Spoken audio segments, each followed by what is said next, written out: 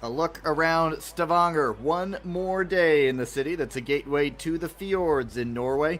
Day 3 on the third stop of the ISU Speed Skating World Cup coming up. The Stormarka Arena is about a 40-minute walk away from central Stavanger. It opened in 2010 and is hosting an ISU World Cup weekend for the second season in a row. There is the schedule for today on tap. We have the men's 1500, women's 500, 5,000 meters for women, and the team sprint for the men and women. Day 1 dominated by the Dutch, but Japan and Italy got on the board in the gold medal standings yesterday.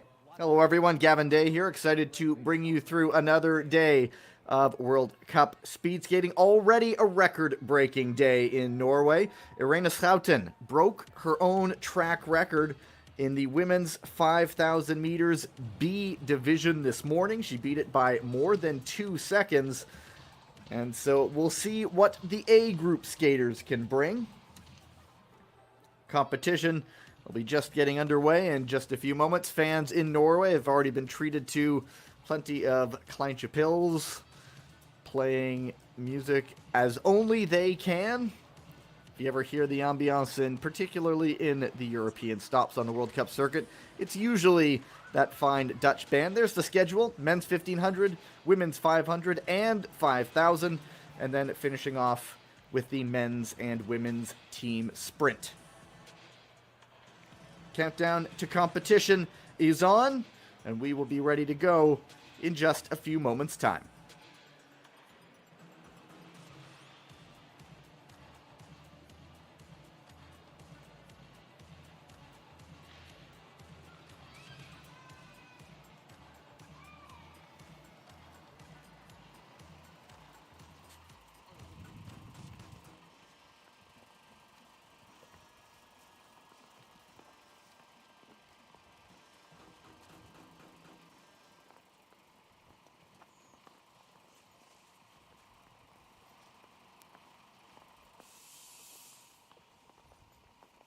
Da det 2 minutter igjen til start. 2 minutes until start. Og hjertelig velkommen.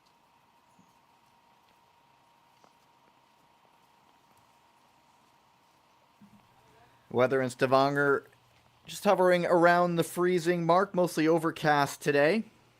You see some of the athletes coming in. A dusting of snow on the ground. Stavanger right on the Atlantic Ocean, so it doesn't get as cold as some other parts of the country. 1,500 meters coming up in under 2 minutes. 10 pairs, 20 men taking part. Look back at some of the athletes coming in. You see the conditions on the ice. A cool minus 6.5. Have been some pretty good crowds in Stavanger this weekend at the Arena Stormarka. And the whistle. The countdown is on. And we'll have the pairs coming up here just a second.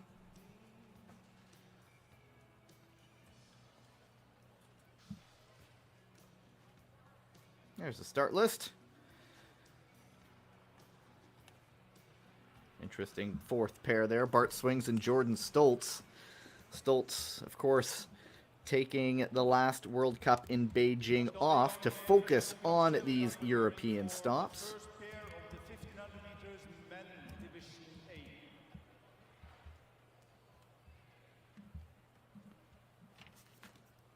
A. Now we're just going to get right down to it.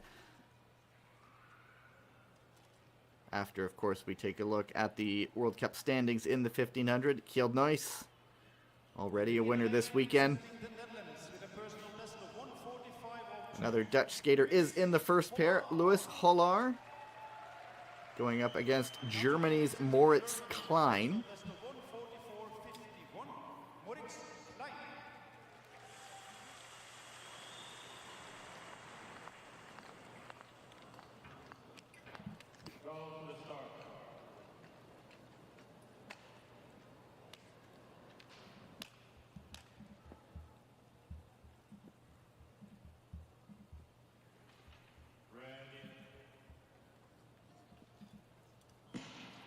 Both of these skaters in the A division for the first time this season. Holar in Obihiro was 4th in the B division and then followed that up with a 2nd in Beijing.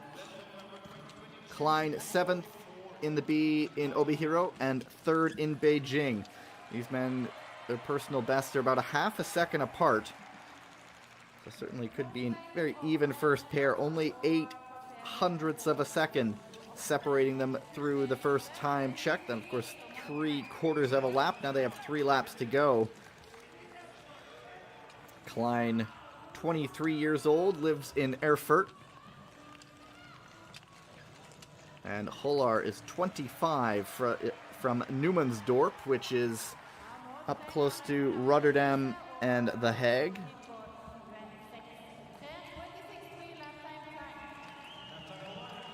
0.2 of a second separating them. This 1,500 meters, not quite a sprint, but also not really a long distance race, and so it's an agonizing mix of power and pacing. Very even. Coming up to get the bell. Holar slightly in front, Klein about 0.13 of a second back. 0.3 of a second the difference in that lap. Shouts of encouragement for Klein, trying to close that gap into the final curve. He is into the inner lane, trying to close things right up. It's Holar right now, leading down to the line. Klein just a little bit behind him.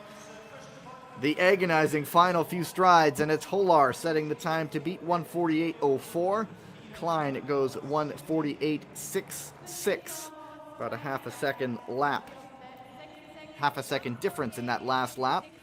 Holar keeping it under 30 seconds on that final lap.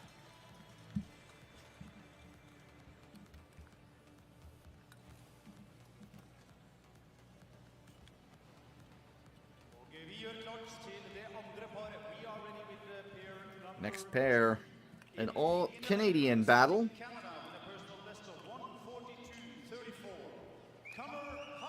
Connor Howe and Antoine Jelina Beaulieu. Howe out of Regina, Saskatchewan.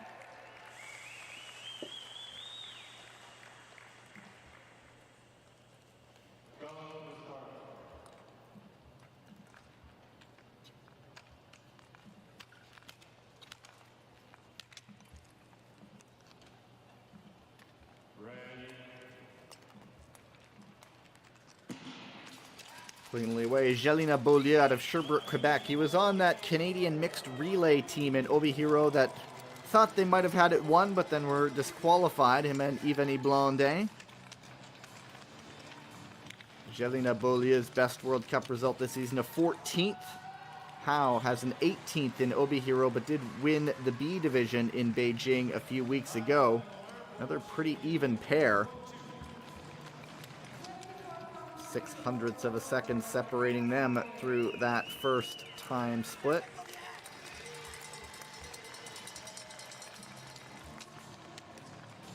Connor Howe, the Canadian national champion in this distance.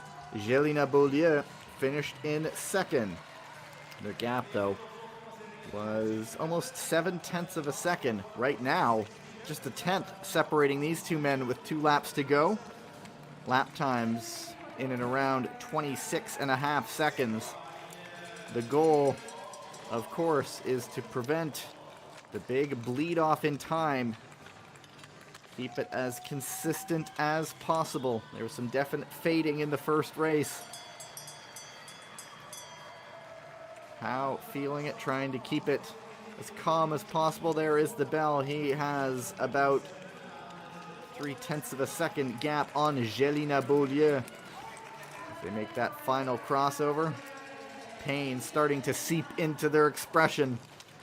You can only keep it composed for so long. You'll see later on today the expert of keeping her face neutral, not showing the pain, and that'll be Martina Sablikova. But these two men come to the line, and Howe goes fastest. 1:47.78. Very even final lap time between the two. Jelina Beaulieu not far behind. with the third fastest time. The world champion getting ready to go. He is in the next pair after the one coming up.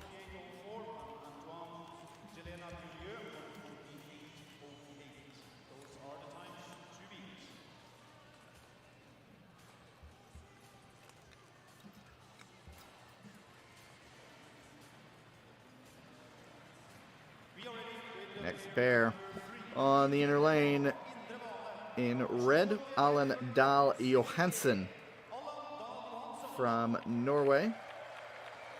Best result is 12th this season in Beijing in the 1500. And it's Riku Tsuchiya of Japan.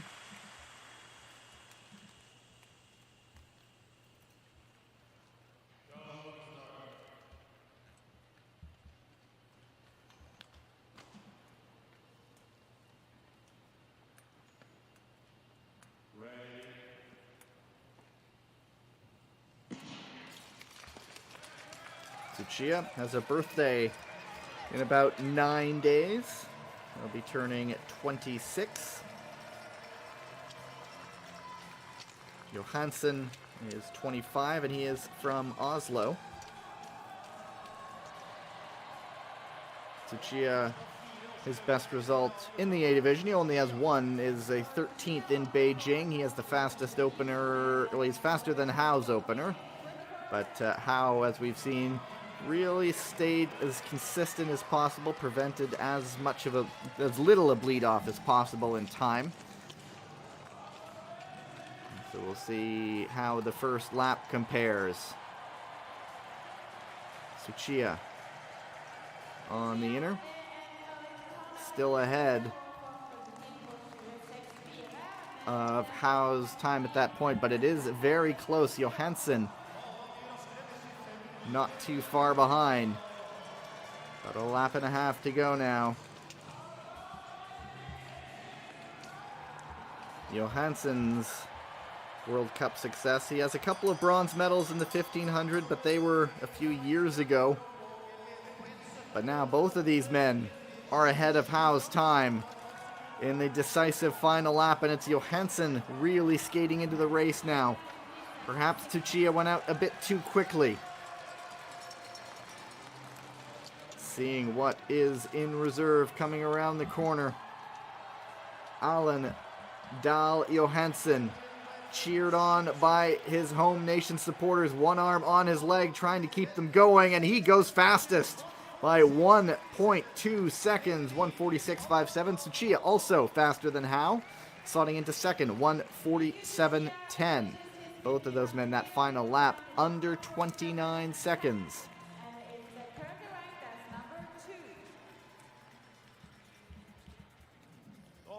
So 1-2 in that pair. First, Alan Dahl Johansen into the lead with 1:46.57, ahead of Tsuchiya with 1:47.10.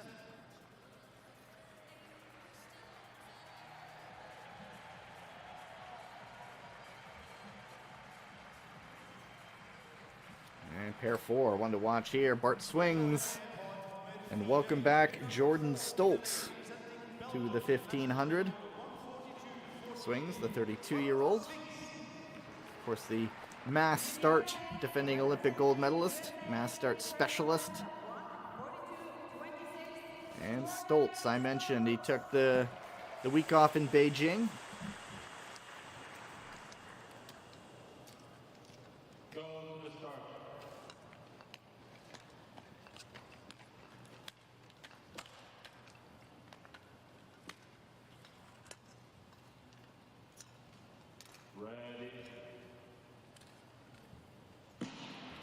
And Stoltz, who was in the B division on Friday in the men's 1,000 meters, his time would have had him atop the podium in the men's, or in the A division 1,000 meters as well. So potentially rounding in the form is the young American.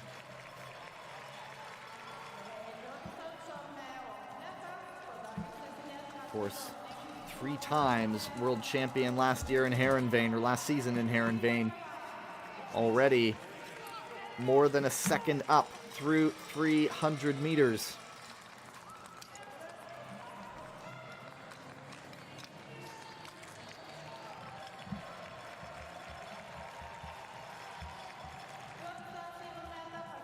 Still faster, adding to his time, puts on a couple tenths of a second, swings the 8th fastest time through that time check.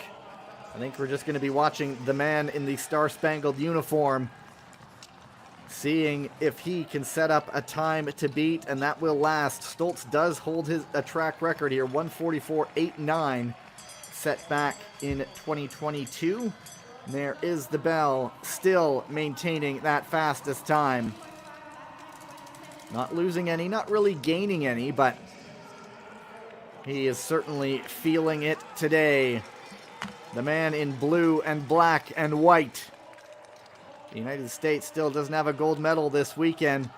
Jordan Stoltz would like to change that. He brings it to the line. What kind of time will Jordan Stoltz set? The fastest, 1:44.67. Swings 1:47.02. Not too bad from him either. About a half a second off with a good last lap. Not too far off Stoltz's time. And you just hear it. It is a new track record from Jordan Stoltz. 1:44.67 by just over 2/10 of a second. So 2 track records today in Stavanger.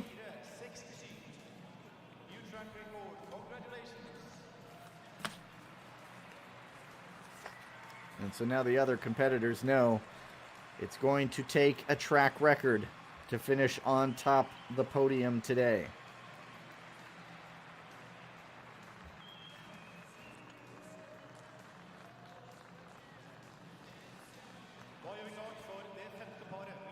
And 5th pair, Kazuya Yamada of Japan and Petter Kongshaug of Norway.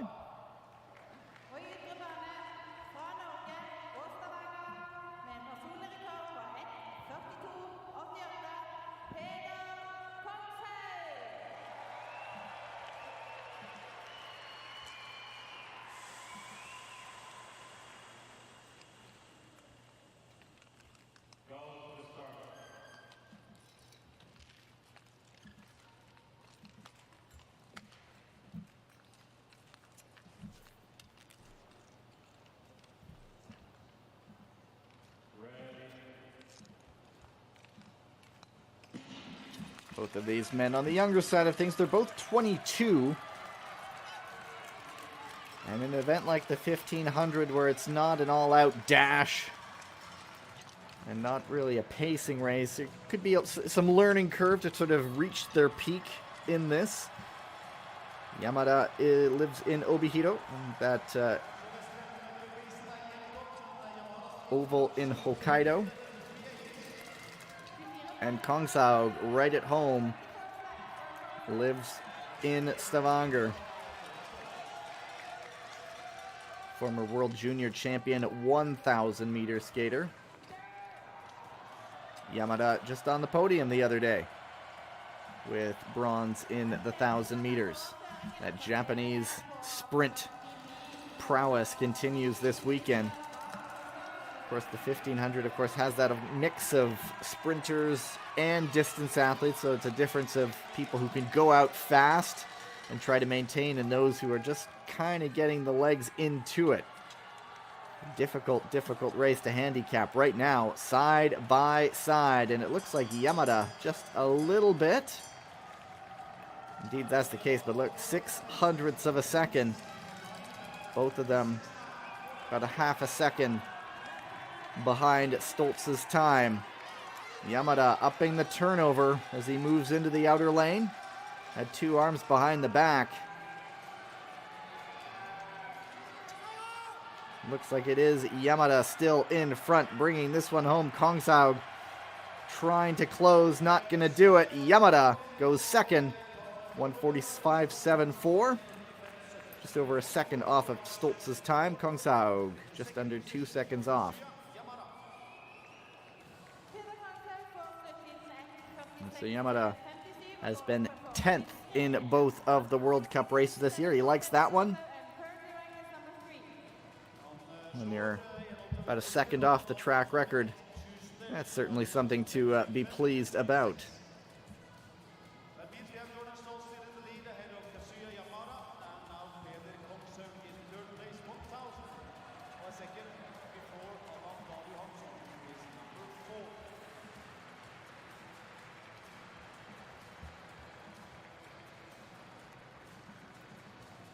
Da skal vi i gang med det neste paret. We are ready with the next pair. In the inner lane. Not a bad pair here coming up. Hallgeir Ingebrigtsen of Norway. Hallgeir Ingebrigtsen. In the outer lane, representing the Netherlands with a personal best of 1:40.50. And on the outer lane, Thomas Krol, defending Olympic silver medalist in this distance.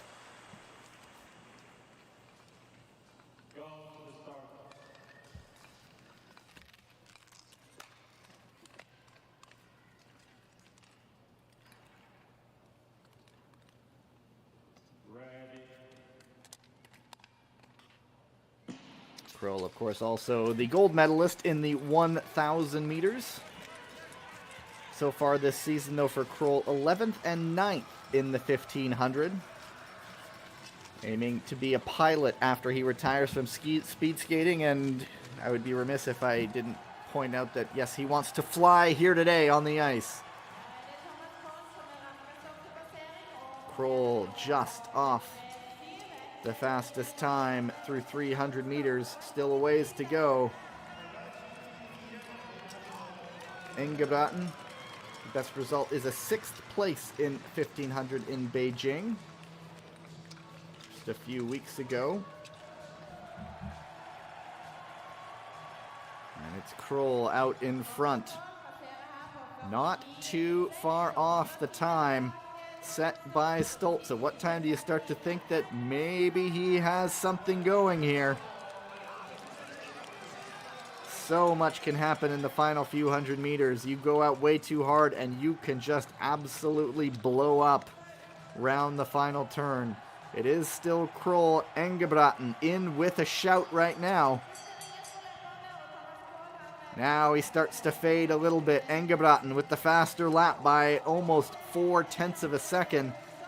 These two men sitting 4th and 5th through 1,100 meters. And it's Ingebrigtsen with the advantage. Krol just trying to move one skate around the other. Side by side they come to the line. It's going to be a close. I think Ingebrigtsen takes it. Indeed he does. Third fastest time, 1:46.51. Krol 1:46.79. Good enough for 6th place. And so Jordan Stolz survives another scare.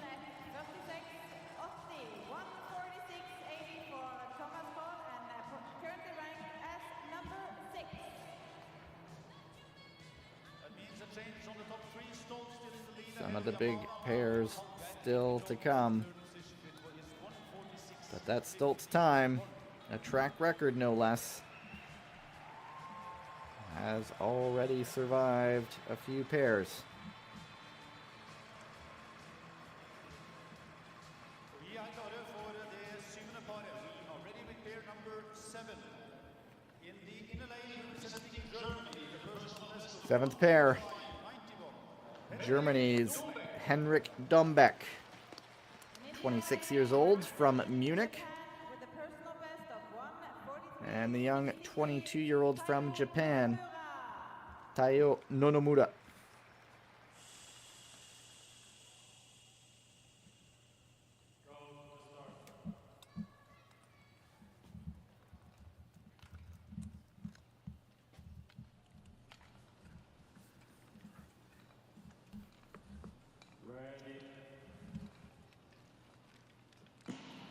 Nonomura, who lives in Nakashibetsu, which is also up on Hokkaido near that oval in Obihito. Both of these men, their best results were a 5th place result. Dombeck was 5th in Beijing, Nonomura 5th in Obihito. So something's got to give today, unless perhaps they could always tie for 5th. Nonomura even with the fastest 300-meter opener.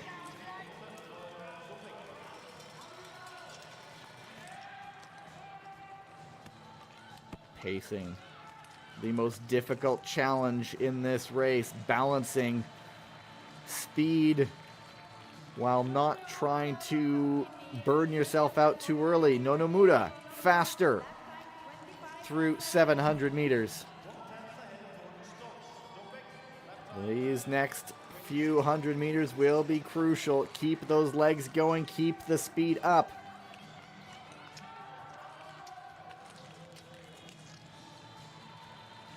And they'll come up to the bell. Dombeck might be closing this one up a little bit. Nonomura lost quite a bit of time there. He's now almost 0.8 of a second behind. Dombeck faster lap by a couple tenths of a second. Starting hard is costing Nonomura now. He is still slightly in front. He might still take this pair. But he just runs out of steam, and in the end, takes the pair by just the slightest of margins. 147.20 and is currently ranked as number 9. Henrik Dombeck finishes in 147.30. Dombeck 147.28. Nonomura 147.19. These men at 9th and 10th at the moment. Ahead of Yamada and Hallgeir Engebråten.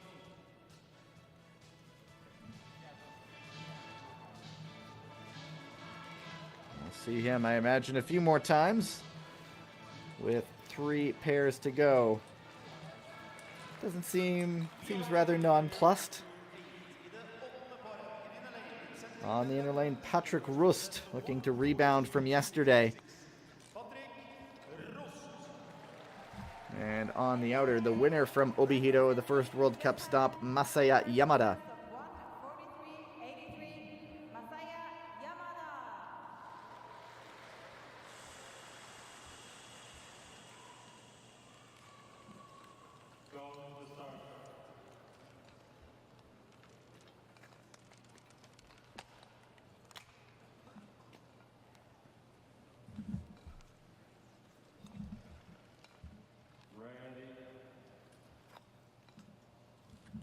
Yamada was double gold in Obihiro, winning the 1,000 and the 1,500, but 2 weeks ago in Beijing, he slumped to a 19th place result. Rust, as you may have seen yesterday, had a 10,000 meters that just might have, it wasn't his day, obviously. I think he went out too quickly and then faded badly late. Of course, 1,500 meters, quite a bit less. So this might be a race where he's just skating into it by the time the race ends. Rust silver in Beijing. So both of these men have the pedigree, podium pedigree in the 1,500. Of course, Rust is a 3-time world all-around champion. And at the moment, Yamada in front with 2 laps to go. Rust about 2 seconds off the pace set by Stoltz. But he is just getting started. See how Yamada fares here on European ice for the first time this season in the 1,500. There is the bell. Rust closing the gap right up. Quarter of a second between the two. Look at that difference in lap time.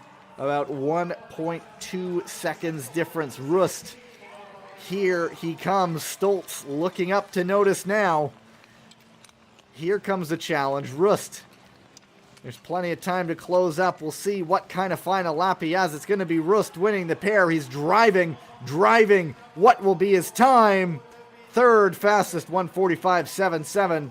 Yamada 1:48.61. Good only enough for 15th place. Yamada finishes with a time 1:48.62 and So he had Stoltz sitting up to notice.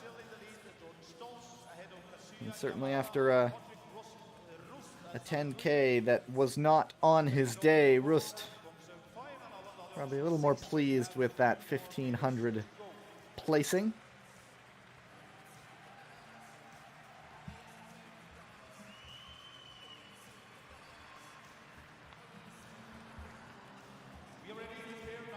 And if there is someone who could potentially challenge that track record, it's that man.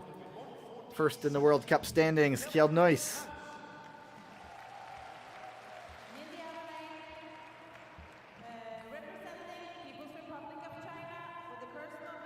And Zhongyang Ning, second in the World Cup standings, has been the model of consistency so far this year. Back-to-back bronze medals in this distance.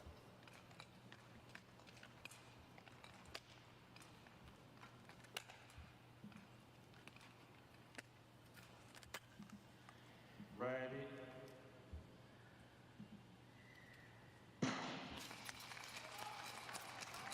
Nice. Was sixth in Obihito and then followed that up with a gold medal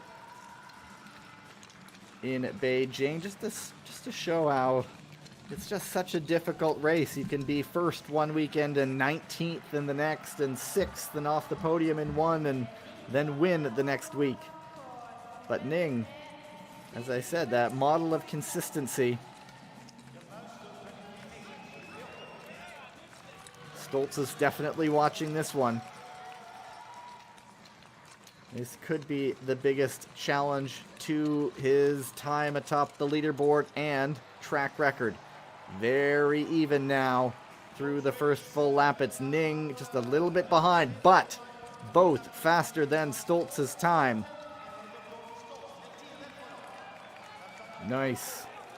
Quarter of a second faster on that lap, getting a very good draft down the back stretch, tucking into the inner lane. Perhaps a little nervous smile there from the man from Wisconsin.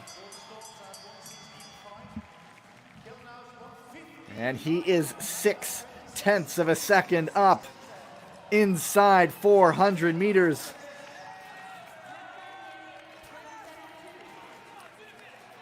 Nuis. Track record in sight.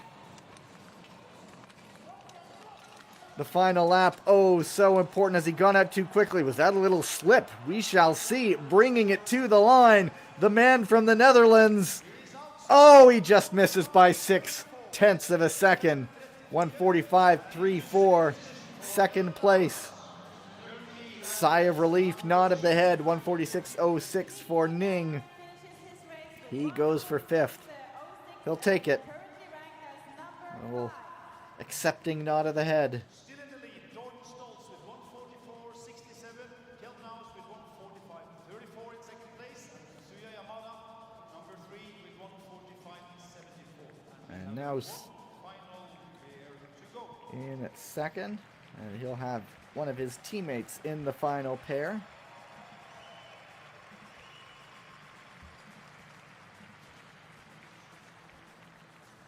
We are ready with pair number 10 in the inner lane, representing the And it features Wesley Dace Wesley Dace.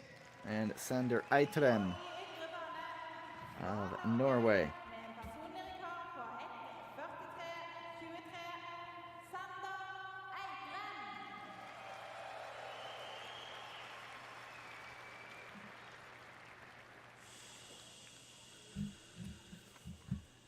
Go to the start.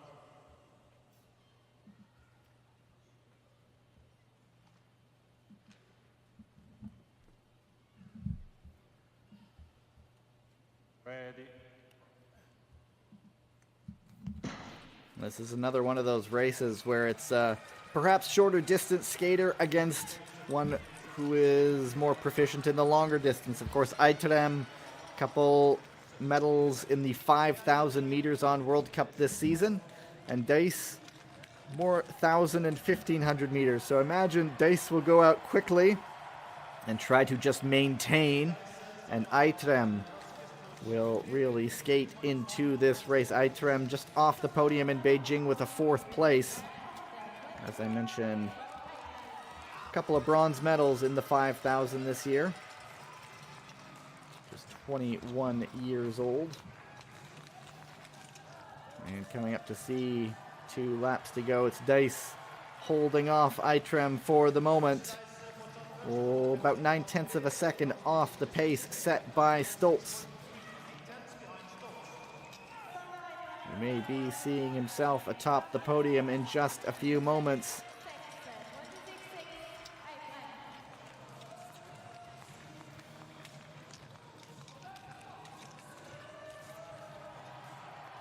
Dice still in front. We'll try to maximize that inner lane one final time. He's about 1.3 seconds off of Stoltz's time. Don't think it's going to challenge today, but we can never know what could happen on the final lap. It's going to take a track record. Aitrem up on the middle now. Is this where he finally takes the lead for the first time in this race? Side by side, Aitrem with the bigger kick, with the more endurance. Obviously, it's Aitrem who's going to take it, and he can only put up the 10th fastest time, 1:47.01. Dice 1:47.34. And so, Jordan Stoltz, track record, gold medal.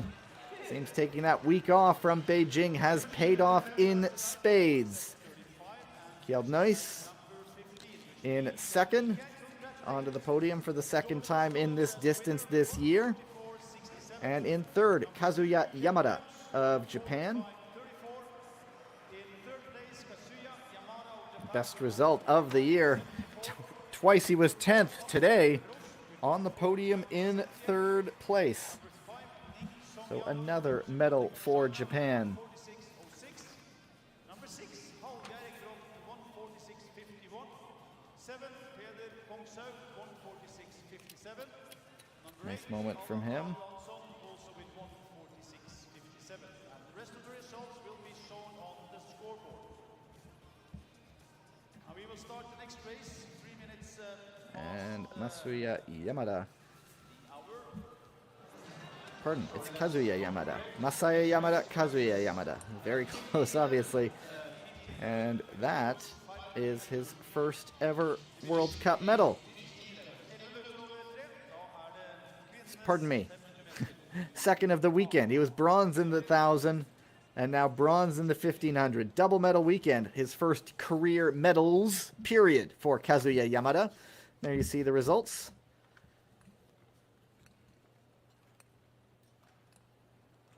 And we are going to be moving right along very quickly with the women's 500 meters coming up in just a few minutes.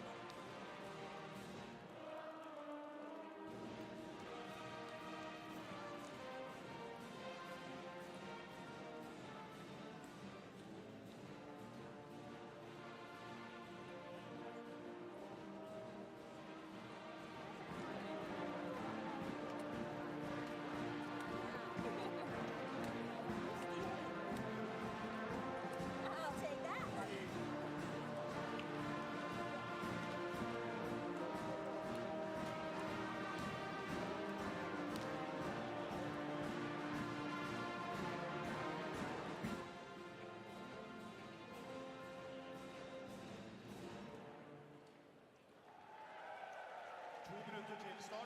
There's 2 minutes till start for the next competition, which is the women's 500-meter division A. 10 racers, the World Cup overall led by Erin Jackson with 217 points ahead of Kimi Götz, also USA with 205. Kim Min-sun from Korea with 178, and then Jutta Leram, number 3, with 176 points. US, Korea, Netherlands, and then Netherlands also with Marit Leders with 100. Women's 500 meters coming up in just a few minutes. 1-2 Americans right now. Erin Jackson, Kimi Götz, and wouldn't you know it, they're in the same pair together. They're in the 8th pair later today. In just a few moments, we're going to be zipping through these. Here's a look at the start list. It does start with another American, the great Brittany Bowe. 500 meters, not one of her regular events, 1 minute till start. and has only done B division races so far this season. Be interesting to see what Bowe brings in there. So look at that 8th pair. Kimi Götz, Erin Jackson, but then Kim Min-sun also in the 9th pair. Jutta Leerdam in the 10th pair.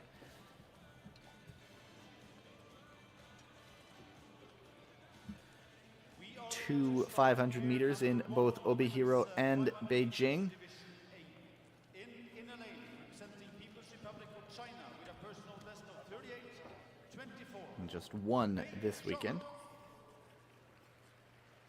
And in outer lane from the USA with a And the first pair, Pei Chung and Brittany Bowe. I mentioned Bowe. A 3rd and a 4th in the B division so far this Go year. to the start.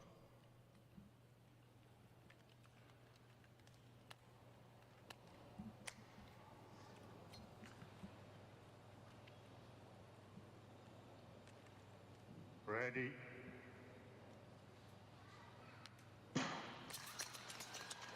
And Chong has only skated in the A division in the 500 meters once this year. It was a 16th place in Beijing. Bowe down by 0.02 of a second.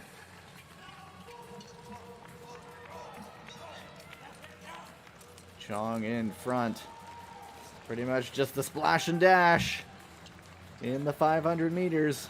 One lap and an extra straightaway. Bowe has made the move into the lead on the inside, looking like she will take pair number 1 and set the fastest time, 38.67. Chong, 38.97. There's a pretty big gap there on that lap time, and so Bowe will, for the moment, sit P1.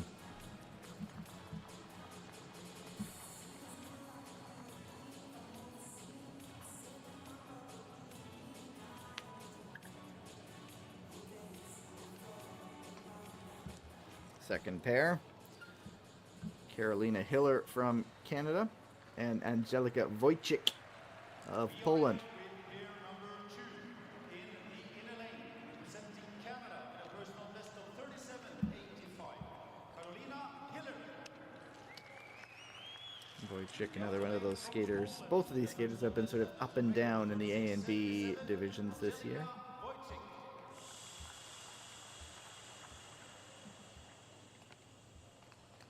Go to the start.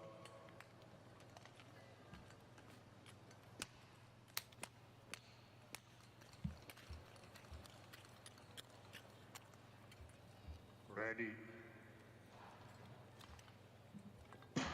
Wojcik, 27 years old, has a gold medal from a 500 meters back in Salt Lake in the 2021-2022 season. Both of them faster through the opening 100 meters. Wojcik by 0.08 of a second. Hiller does have a top 10 this season. That was in one of the 500 meters in Beijing. Moving into the outer lane, Wojcik closing things up right up there with Hiller into the final 100 meters. It's Wojcik in the lead, dashing to the line, eyeing the fastest time, and in the end, just barely. 0.08 of a second. Hiller with the last gasp at the line, 0.04 of a second behind her. And they sit 1 and 2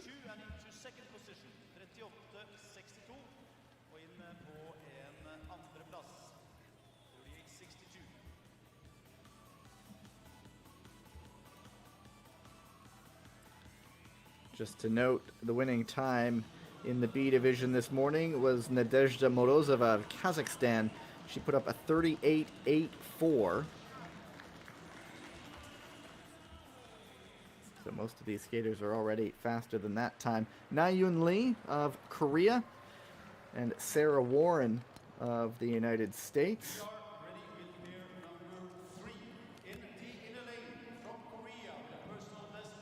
Lee's best result so far this season is an 11th. That was at the first 500 meter of the season. And Warren had a pretty good weekend in Beijing last year, was 10th in the second 500 meters and won the B division. Go to the start.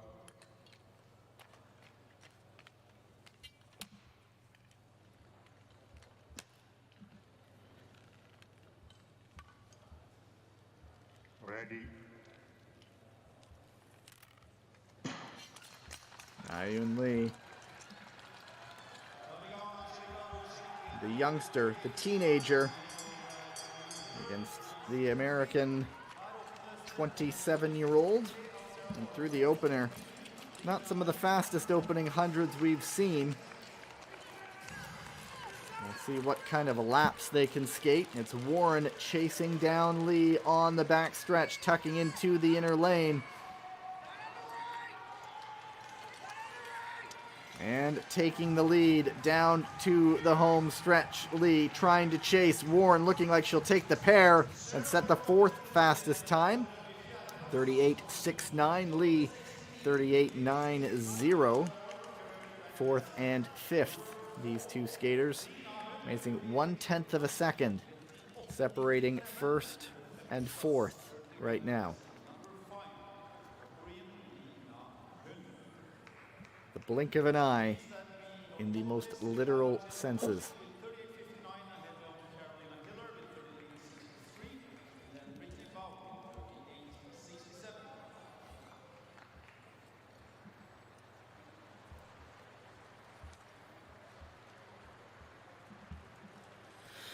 Next pair is Dion Voskamp of the Netherlands. Look at her right there, 14th in the World Cup standings right now. Best result, 8th in the first race in Beijing. 26 years old. And on the outer, it's Karolina Bosiek of Poland. Her best result, 10th. Also in that same first 500 meters in Beijing. Go to the start.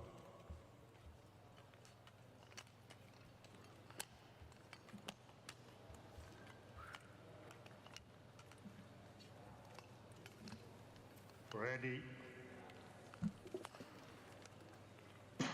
Neither of these skaters has ever won an individual World Cup medal. Bosiek did win the 500 at a World All-Around Championships. And it's Voskamp, 10.63, third fastest opener. Bosiek, 10.92.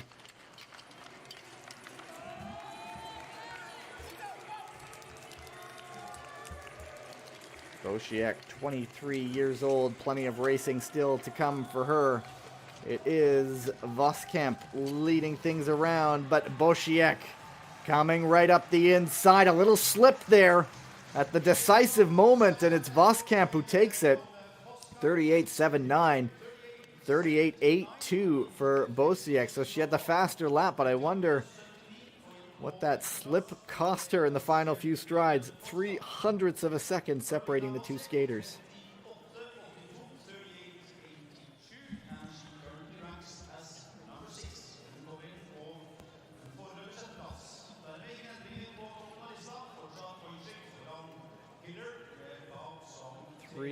Hundredths of a second is that far.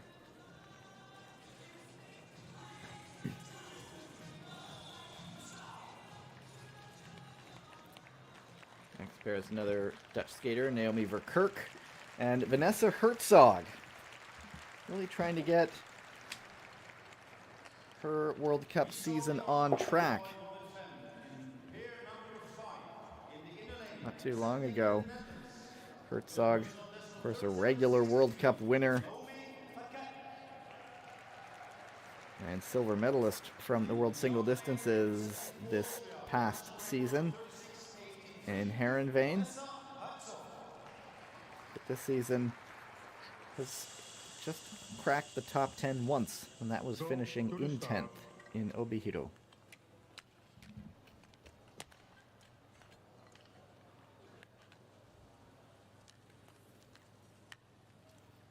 Ready. Verkerk has 2 top 10 finishes, an 8th and a 9th. We'll see what kind of openers they skate. Very even through 100 meters, about 0.2 of a second off the pace. Herzog that little bit faster. Rounding the corner into the back stretch. She'll get the advantage of chasing down and crossing into the inner lane. Into the home stretch. It's Herzog on the inner, Verkerk on the outer. Herzog driving a little bit ahead, I think. It's a close one. It's Herzog at the line, and she goes fastest. 38.41. Verkerk 38.47, and so Vanessa Herzog back atop the leaderboard. Still 5 pairs to go. But perhaps an encouraging sign for the World Cup runner-up in the overall last season.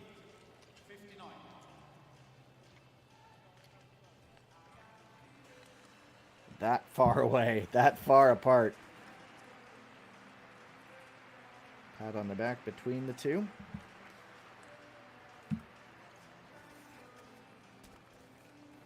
All Japanese pair. Ryo Yamada and Yukino Yoshida.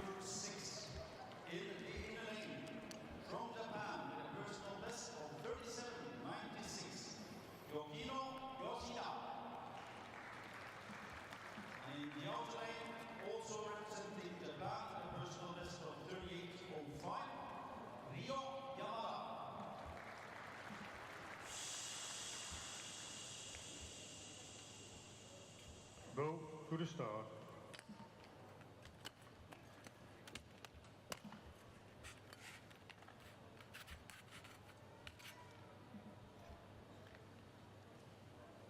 Ready.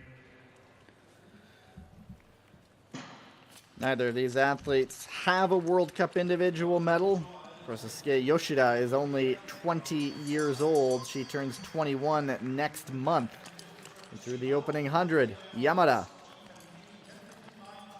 10.59, Yoshida 10.82.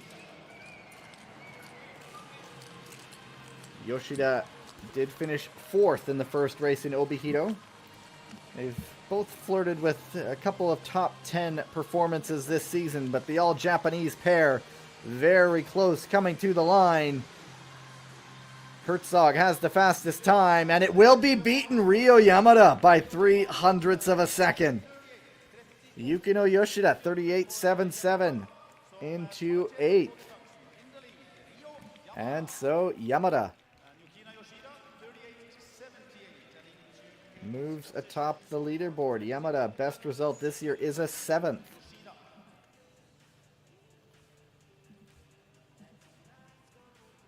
Which means top of the list now, Ryo Yamada with 38.38, ahead of Vanessa Herzog with 38.41. And so right now it's Yamada, Herzog, and Verkerk. 1, 2, and 3. Ruining Tian of China going up against Femke Koch. 2 podiums, both in Japan this season, a couple of weeks ago, in fact.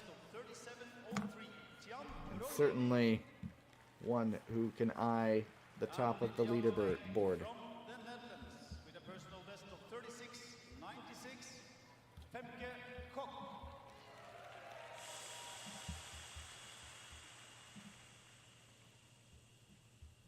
Go to the start.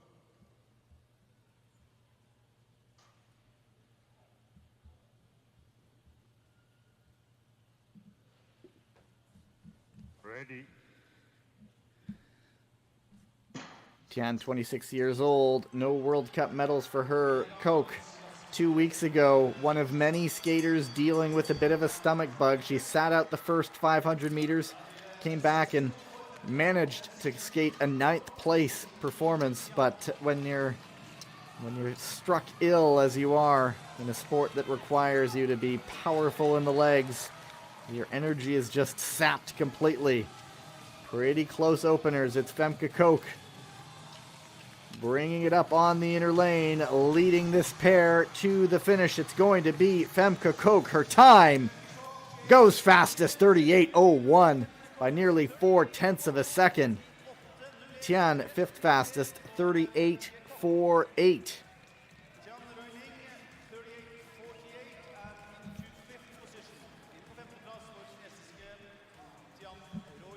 And so, back to racing, back to the top of the leaderboard. I guess that's a sign that she is feeling just fine. Thank you very much. 3 pairs to go, and the next one, certainly one to watch.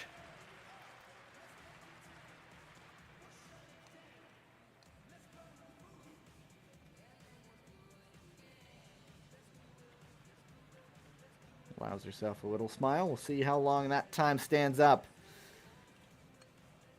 And the Battle of the United States, you saw them joking around a little bit as they were getting set up there on the benches on the infield. But now the pleasantries are over for a little over 35 seconds. These 2 women, Kimi Getz, Erin Jackson, will become the fiercest of rivals.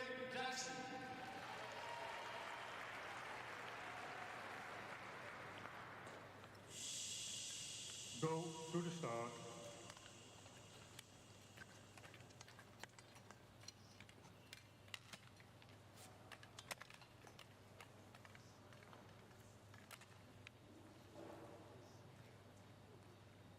Ready. Last year, Jackson wasn't really able to train at her utmost. She had plenty of other commitments that kept her from really getting her best results opening 100 meters. It's Jackson 10.42, Getz 10.62, and even this season, Jackson skated in inline at the Pan American Games before jetting off to Asia for the first 2 World Cups. 3 podiums for Jackson, 2 gold in Beijing. It's Jackson leading the way. Getz, who won the first 500 meters of the season.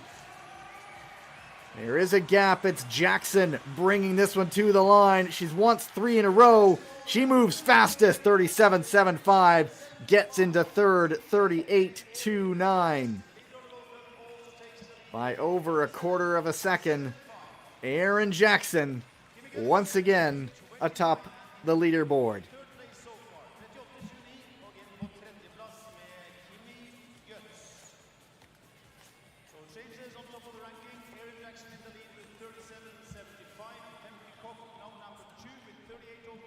Jackson was very much at home in Beijing, in the same ice where she won her Olympic gold medal, and comes here to Stavanger and proves that she is back at her very, very best.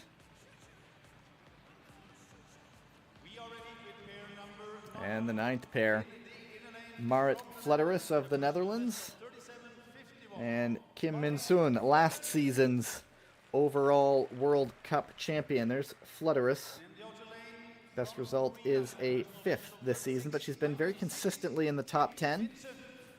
And Kim,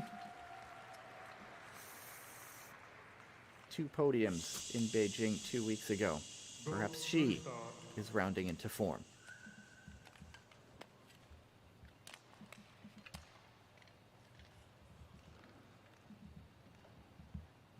Ready.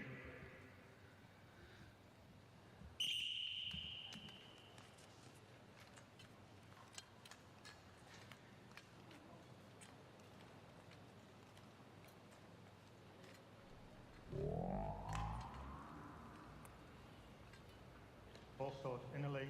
For the first time today, we have a false start. That's to Flutterus, 22 years old.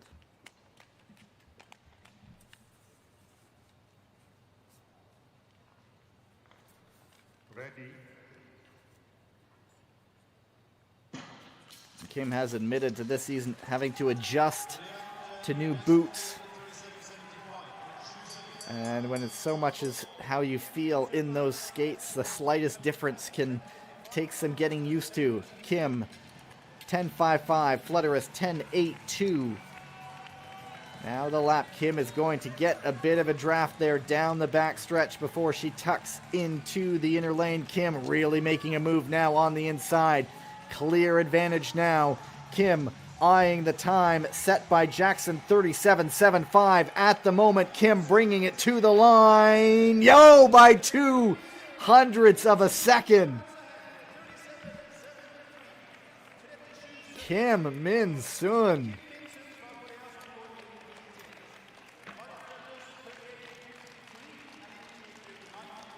And Jackson is beaten by almost the narrowest of margins.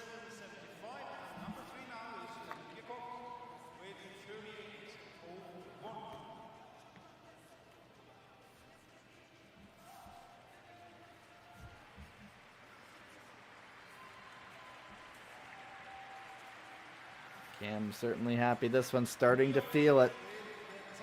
When the best are all at their very best, it creates some pretty exciting racing. And well, let's see here. Jutta Leerdam. She moved back atop the podium in the 1,000 on Friday, avenging her first defeat in the distance in quite some time.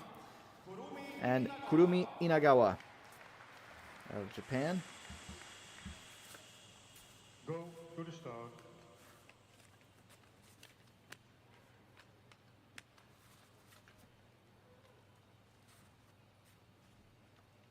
Ready. Cleanly away. Leerdam, of course. The 1,000 really a preferred distance, but has 2 podiums in the 500 this season. She had 4 last year. Inagawa, 6th in both the Obi Hero 500s and tied for 6th in one of them in Beijing. 37.73. Kim Min-sun, the time to beat. Jutta Leerdam chasing it down. Will it be Kim returning to the top of the podium? It's Inagawa making the move on the inside line. Side by side they come. It might be Leerdam in the end, and it is. She only goes 12th. 38.64. 38.89 for Kurumi Inagawa. And that woman right there, Kim Min-sun, back atop a World Cup podium for the first time this season. Aaron Jackson of the United States, second for the second time this year. And it's Femke Koch of the Netherlands picking up the bronze medal. So 3 different nations atop the podium.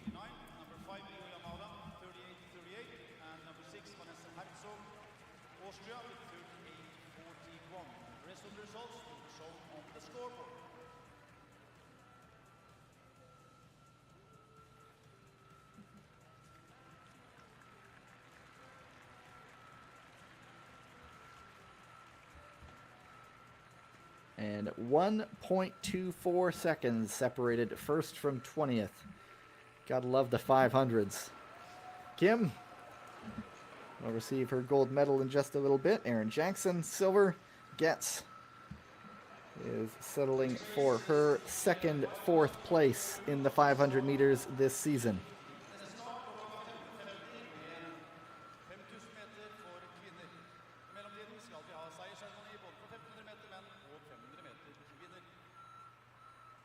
So I'm standing here in the Principles, which we always meet in Stavanger and also in Hamar. So how has the event been for you so far? Stavanger is in winter hour. Confirmation of the results. Kim, Jackson, Koch, 1, 2, and 3. Less than 9/10 of a second separating first through 10th. And you're also doing a great job helping us to create a strong... And they are resurfacing the ice. They will also give out some medals for the first two events that we've just seen. And we will be back in, I'm going to say 15 minutes for the women's 5,000 meters. Stay with us. Yeah, maybe Inzo, Salt Lake, Japan, we've been everywhere. But what I say, Stavanger gives us so much energy. And I think we that work here, we agree. Stavanger is really a great place for speed skating. Thank you very much. Med helgens bunad-jenter, og de har egentlig ganske dårlig tid, for de skal gjøre seg klar til seremoni. Men hvordan har det vært å være her i helga? Helt kjapt. Det har vært veldig gøy, egentlig. Vi får møte alle løperne og snakke med dem, og de er veldig hyggelige alle sammen, så det er en gøy opplevelse. Så det er litt å treffe litt helter og få vise seg i den fineste stasen som vi har. Er ikke det veldig stas? Jo, det er veldig gøy. Ja, veldig. Ja, dere er kjempeflinke, og vi er så glad for at dere er her. Nå må dere springe og gjøre jobben deres. Nå står jeg her med Sofie Kjellin. Hun har gått 5000 meter. Hva synes du om det? Jeg er veldig fornøyd, egentlig. Det var en bra start. Det var godt å komme i gang og konkurrere internasjonalt. Så ja, det ble litt tungt de siste rundene, men samtidig så er jeg veldig fornøyd. Ja, det er veldig godt å høre. 5000 meter skal jo så vidt være litt tungt de siste rundene. Men jeg har snakket litt om julen tidligere, og det nærmer seg jul. Dere skal en liten tur til Polen, men er du klar med alle julesangene? Jeg er ikke klar i dag, men jeg er i gang, så jeg elsker jul, så jeg gleder meg til. Veldig kjekt. Vi er jo gleder oss til jul, og nå fikk vi litt julestemning også her i Stavanger. Har du vært fristet til å ta fram akebrekket i stedet for skjellene i dag? Ja, det hadde kanskje vært litt mer greit å ta med oss. Det var slite seg ut på 5000, så nei, jeg tror vi går oss inn på det. Vi er veldig glad for at du valgte å gå 5000 meter, for det var kjempekjekt å se på. Sofie Karoline Haugen. I mean, nederlandske supportere. Hi, what's your name? Lotte. And how are you enjoying Stavanger this weekend? I'm really enjoying myself. It's lovely.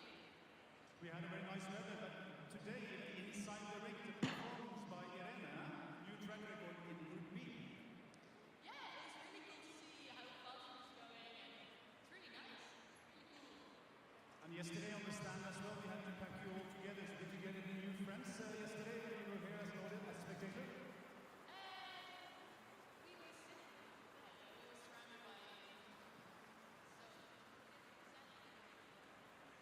But it is possible to make friends with Norwegians as well. So for next time, remember that. Enjoy your stay.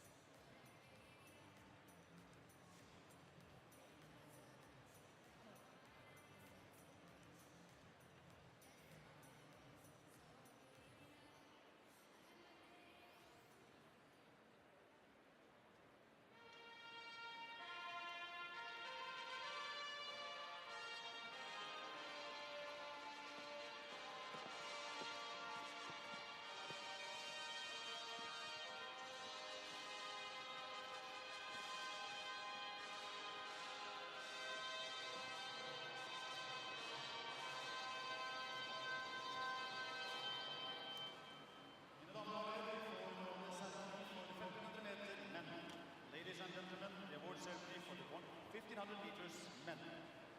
Medaljene og premiene deles ut av. The medals will be presented by the ISU representative, Mr. Albert Hasselhoff. Nummer 3, number 3 from Japan, Kazuya Yamada.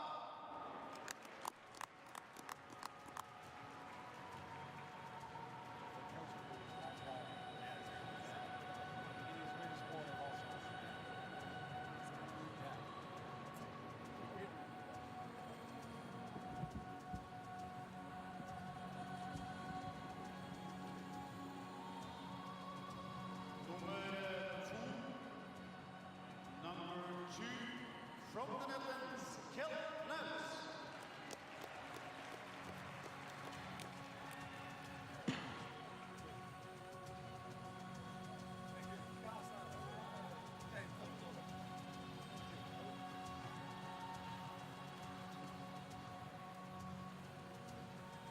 Og nummer 1 og vinner, number 1 and the winner with a new track record from the USA, Jordan Stoltz.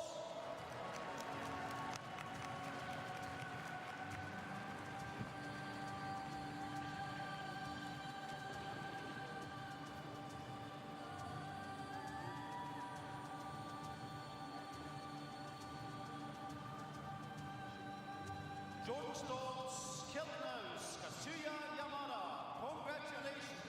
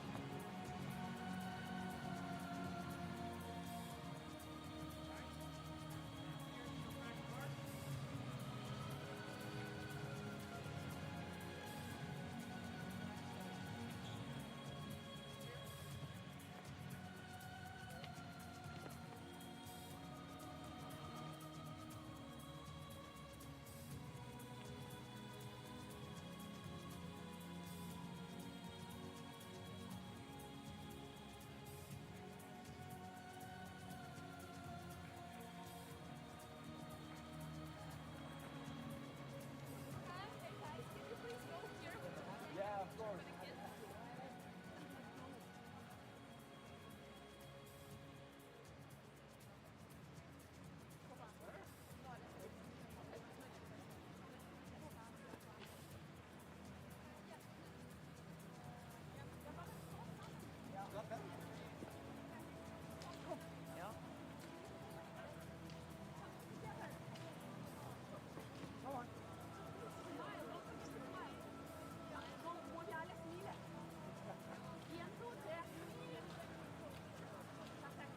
Super. Hi.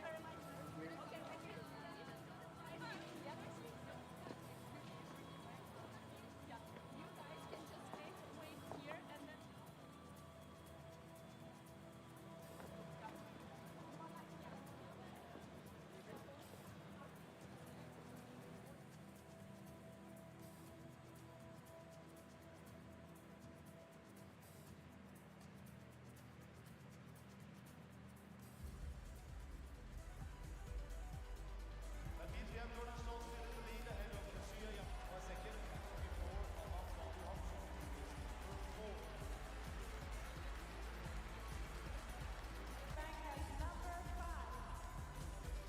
Before in second place, Kazuya Yamada, number 3, one final, here we go. 60, new track record, congratulations.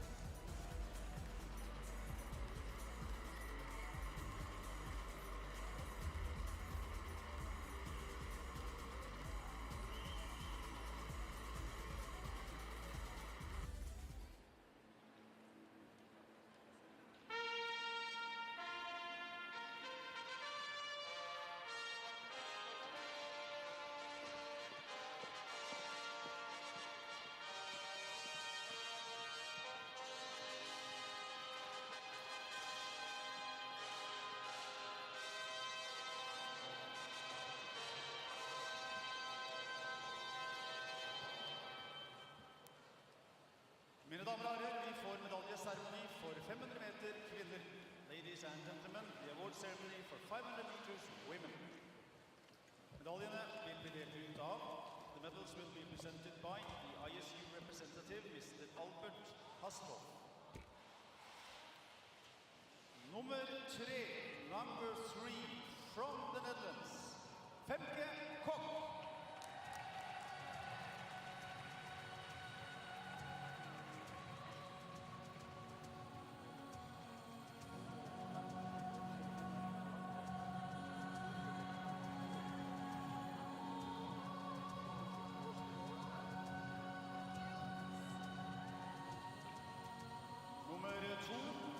number 2 from the USA, Erin Jackson.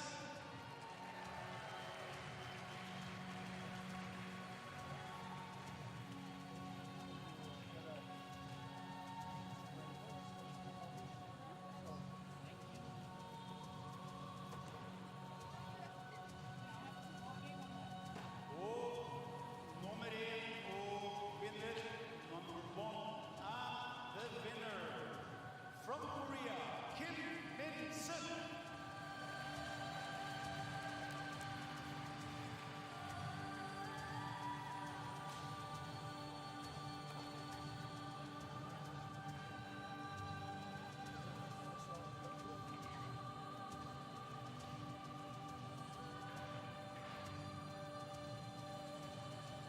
Kim Min-sun, Erin Jackson, 50 kokke, congratulations!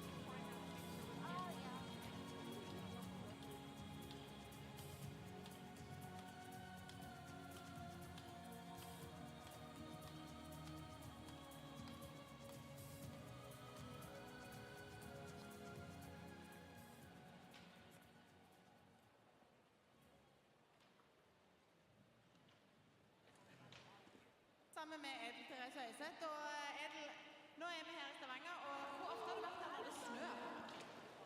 Kan vel nesten ikke huske det, tror jeg. Men det er vel ikke hver dag det gjør det. For en god Stavanger-opplevelse. Du har sikkert vært her i regn og vind og solskinn, og nå har du fått med deg snø. Så hva tenker du at det gjør med løperne her, at de får en litt sånn julestemning? Det er sikkert mange som synes det er hyggelig å være i Norge når det er julestemning og snø, så ja. Men jeg liker Stavanger i sol og uten snø også. Det er vi alle enige i. Ellers med arrangementet, er dere fornøyd i landslagstoppen? Ja, det har vært veldig bra. Ja, alt har gått på skinner. Litt lys og slukkes litt av ting, så går det også bra. Men alt har fungert veldig bra for oss. Vi er veldig fornøyd. Kjempebra. Det var Edel Therese Høiseth, og takk for snakken for seg, sånn at vi får gode resultater siste dagen av denne verdenscuphelga.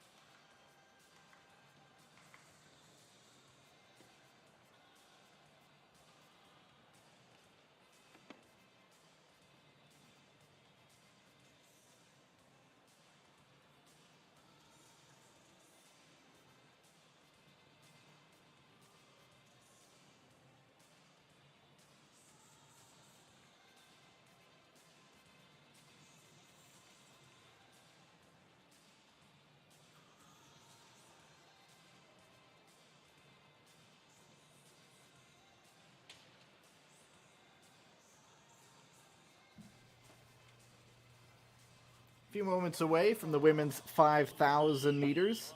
The only time the 5,000 meters will be skated on this World Cup season. Ragna Wiklund is there. Martina Sablikova also competing. Marika Gronewod is in the first pair. Of course, she was in that interesting mass start race from the other day. And here we are, Laura Hall of Canada.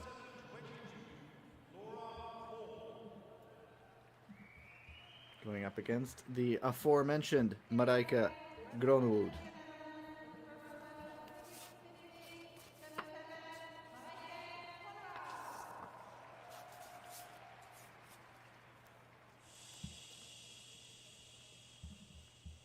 Go to the start.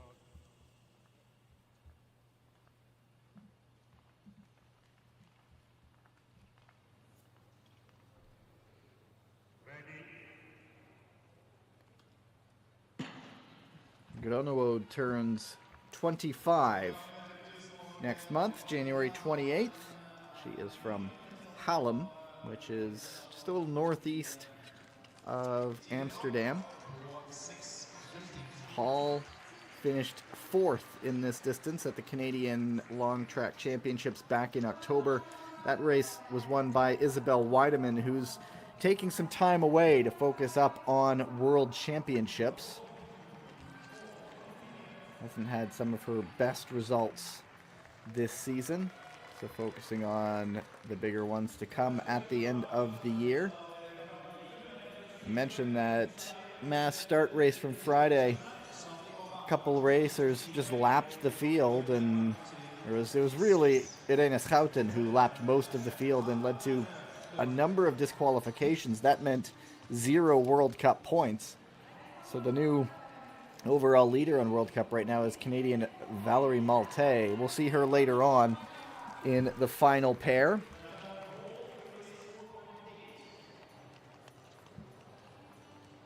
And already it's Groenewald out in front, but these 5,000 meter races, they're long, they hurt, and a lot of time changes in a very short period of time. So I'm going to bring up that C word again, consistency.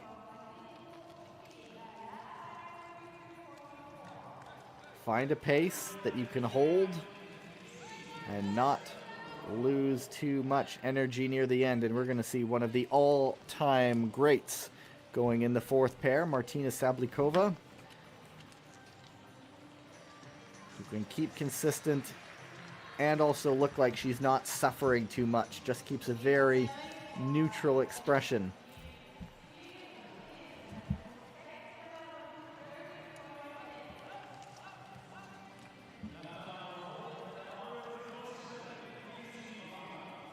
Groenewald, once upon a time, baked cakes, but she couldn't focus full time on speed skating, and so she had to give that up.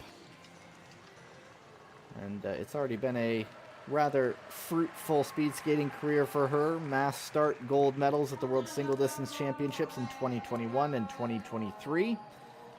Team pursuit bronze in the Olympics in 2022, and she was also 5th in the 1500 meters. Right now, she has about 11 seconds up on Canada's Laura Hall. Hall's father, also a long-distance skater, competed for Canada in Norway at the 1994 Olympics. Of course, that was at the Viking Spit in Hamar. The upside-down Viking ship that has become one of the iconic venues for this sport.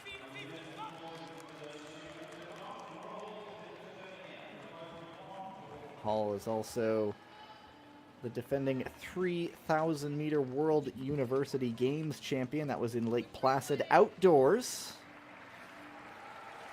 at the oval there. The twice hosts of the Winter Olympics. Over halfway through the race, Marijke Groenewald, 3:37.29, putting up the fastest time at the moment.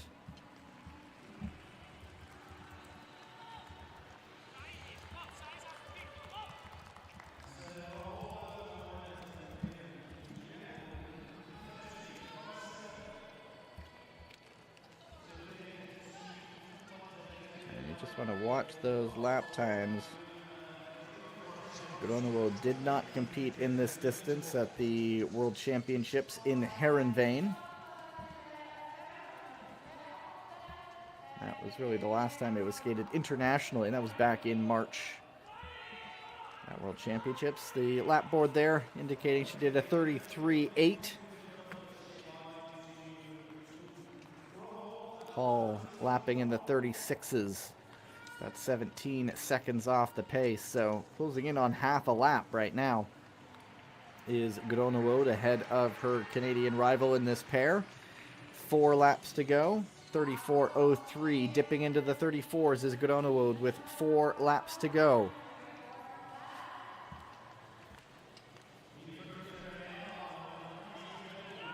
Like a lot of skaters these days, Gronewold got her start in inline. But the lure of an Olympic gold medal is what has her on the ice as well. 20 seconds now up on Hall. 34.2, dropping another couple tenths of a second. Still relatively consistent, hasn't had a massive drop off in her lap times. 6 pairs in the women's 5,000 meters, and then we'll end competition in Stavanger with team sprints.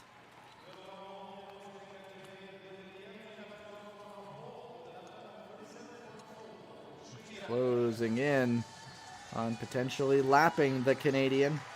Not sure if there's enough room with 2 laps to go.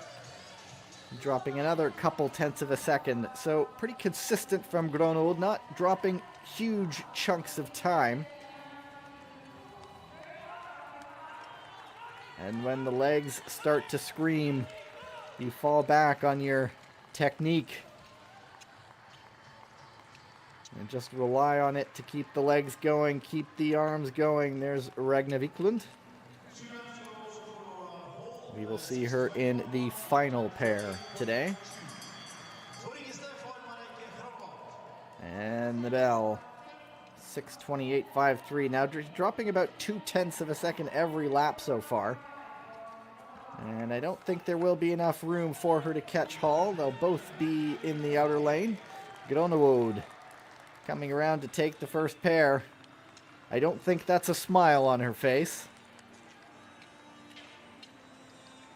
I think it's an expression of, oh, thank goodness, it's almost over. The bell for Hall.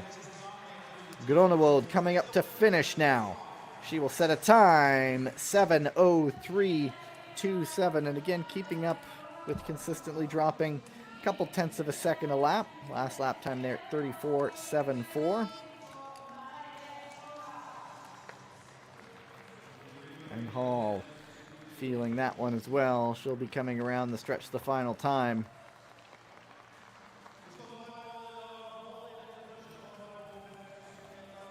Plenty of races to come in her career. The 20-year-old Canadian bringing it to the line, and she will go 7:38.79. Last lap time there, 39 seconds.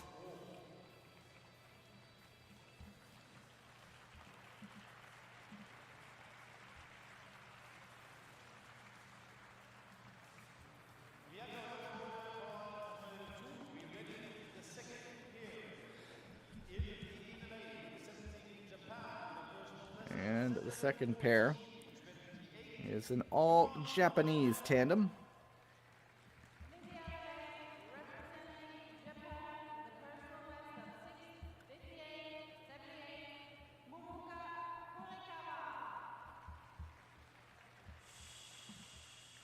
Is Momoka Horikawa against Yuna Onadera.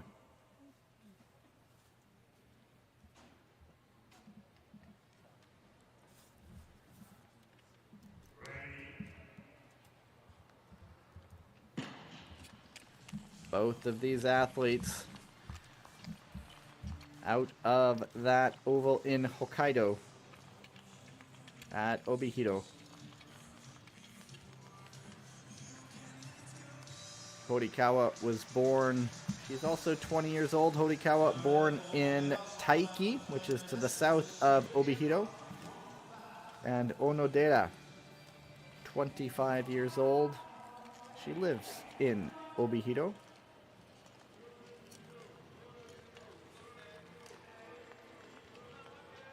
Both of them got their start up on Japan's northernmost island.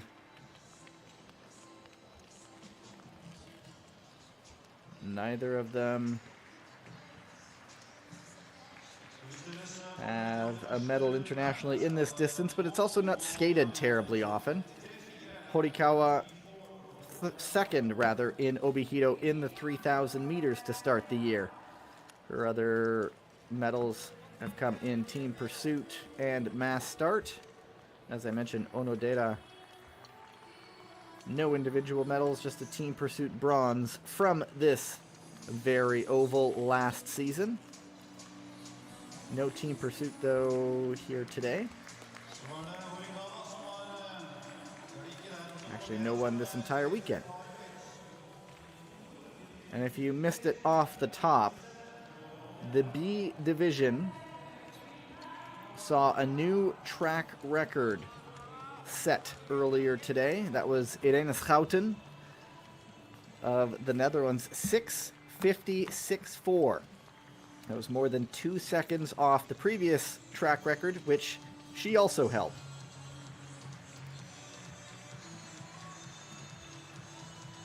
So it's a tough act to follow.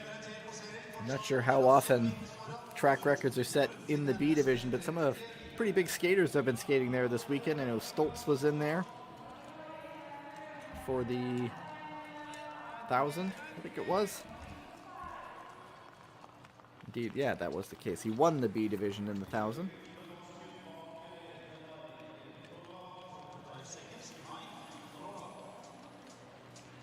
See what kind of lap times these women are setting through 1,800 meters. We're in the 33s. Onodera 33.41 there. Horikawa 33.86.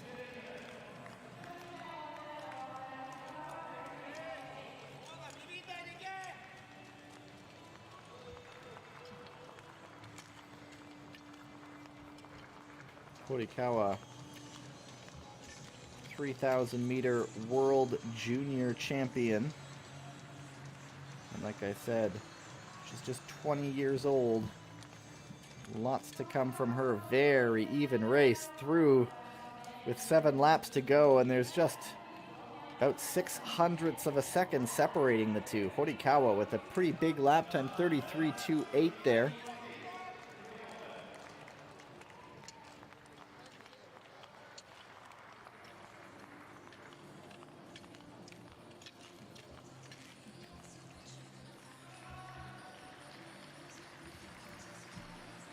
Still side by side, over halfway, almost identical lap times, right around 33.8, slipping a little bit more.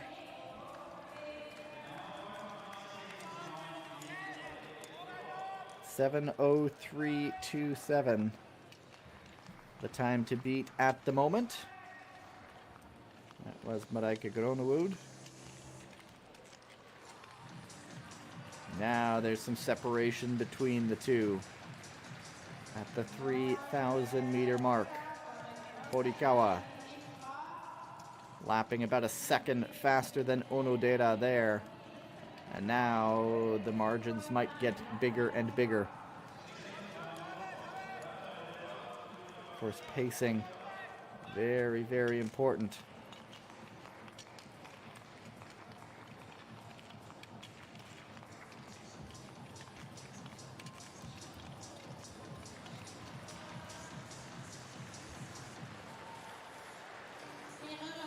There's a look at Martina Sablikova.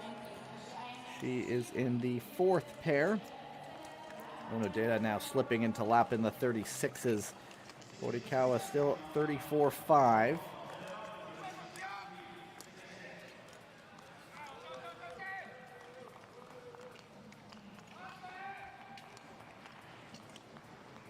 Horikawa won the Japanese single distance championships back in October in this distance.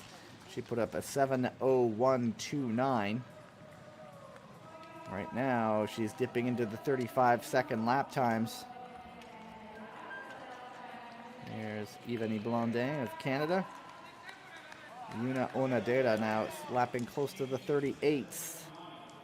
Onodera didn't actually do this race at the Japanese trials, or at the Japanese single distance championships rather.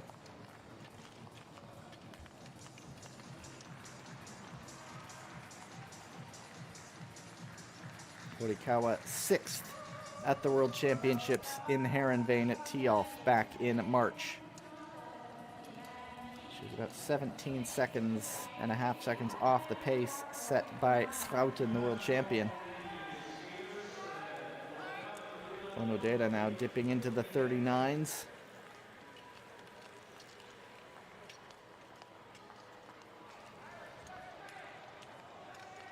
It is still Momoka Horikawa in front. And there is one of the most beautiful sounds she'll hear all afternoon. 34.65, her latest lap time. She's about just under 8 seconds off the time set by Gronwood.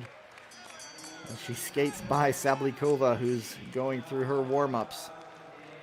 There's the bell for Onodera, lapping close to the 40-second range now. And it will be Horikawa coming around the line, around the turn rather, to the line to take the pair.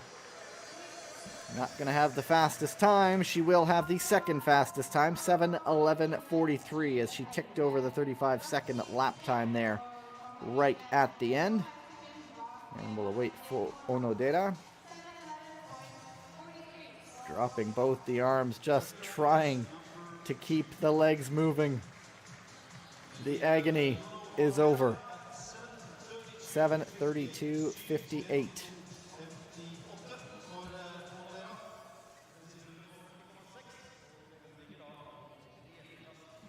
A lot of races to come in her career, though. Another 20-year-old. Looking at the pain and suffering that goes into this race and saying, yeah, I'm going to try that.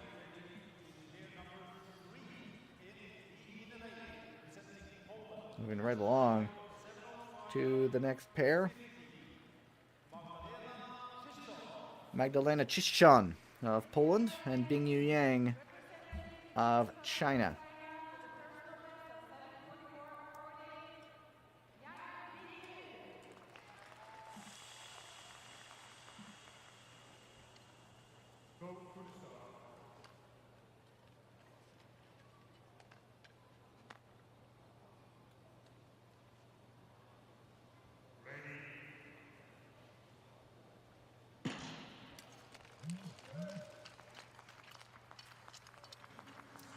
Chiszczon 9th in this distance at the World Single Distance Championships back in March. Yang is 21 years old. Chiszczon is 28.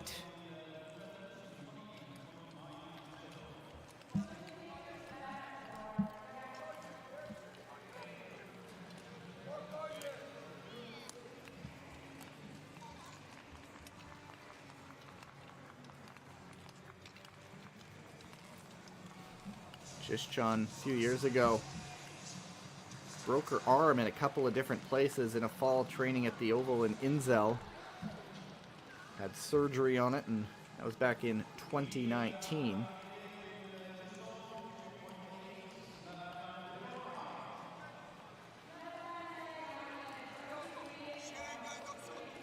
Never won a medal on the World Cup circuit. Yang has a few medals from Four Continents Championships. This season's Four Continents, rather, is in Salt Lake City. The Four Continents, if you're wondering what that is, it's pretty much essentially everything outside of Europe. And so the European Championships will go in January in Heerenveen, and Four Continents will be the week before the World Cup season resumes after the Christmas holiday break. That will be in Salt Lake, and so maybe a little bit of an advantage for the Four Continent skaters to have an extra week in Salt Lake City. That all started with me saying Yang won 3 medals at the last 4 Continents Championships. Team Sprint, gold, mass start, silver, team pursuit, bronze. And here she's lapping in the 35.2s right now. But it's Chishchan out in front.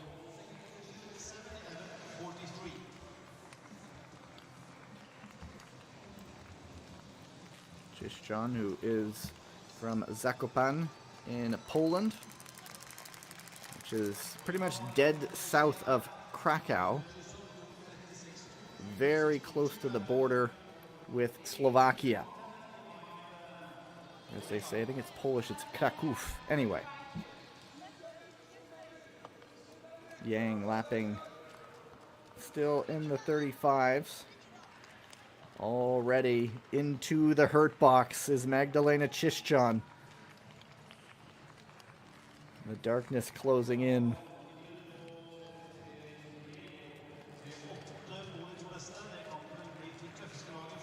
Approaching the halfway mark in the 5,000 meters. Chishchan is already lapping 35.5 seconds. Yang is actually picking up a little bit, closed about a quarter of a second on that lap. Has a lot of room to go, though. She's a few seconds back of the Polish skater.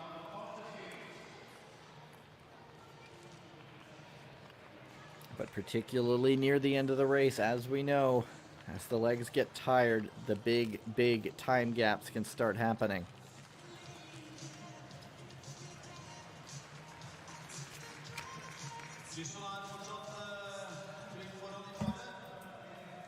Chishchan now into the 36s. Yang still in the 35s, and so Yang comparatively is really the fresher of the 2 skaters. Chishchan's body, I think, is speaking back to her, starting to question some of her life's choices. And then you see the lap board, 5 to go. 5 more laps of pain, of suffering. Chishchan still in front. Yang almost a second faster now, as that gap grows ever smaller with each skate blade, each stride. Yang looking quite fresh, actually. Not giving away any expression. If she's hurting, she's really not showing it.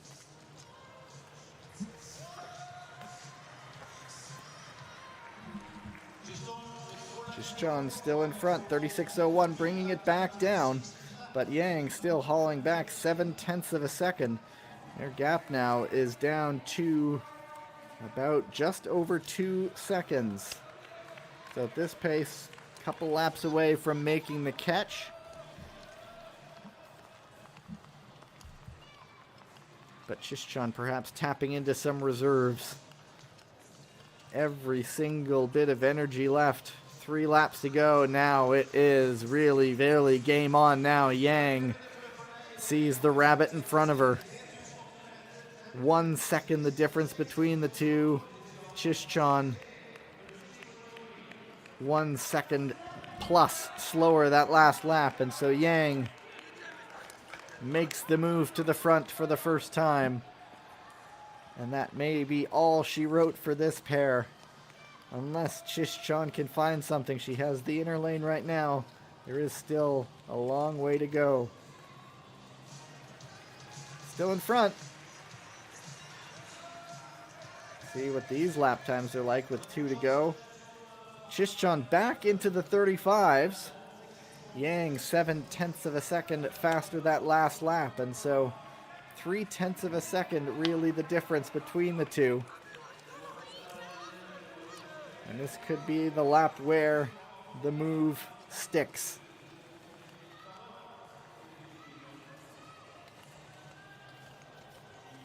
Well-paced race by Yang.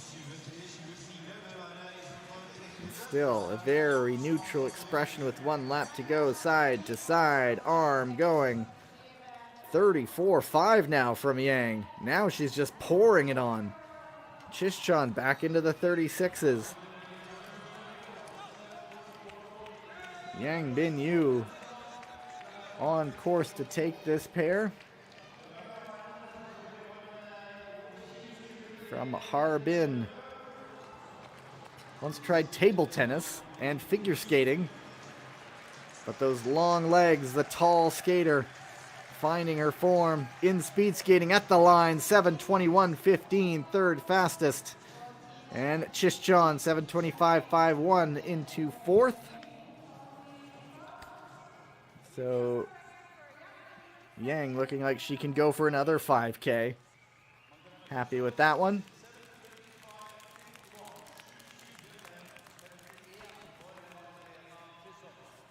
Looking fresh as a daisy, frankly.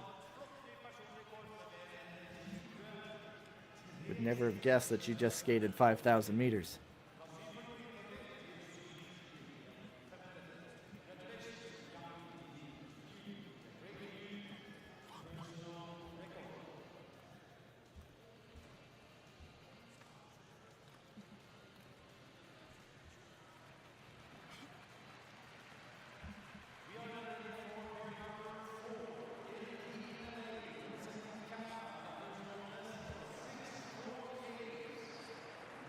And the next pair, Yvonne Blondin, who has skated in virtually every event this weekend. It's possible she just hasn't stopped skating and just times it so that she's in a pair in one of the races. And there is the great Martina Sablikova.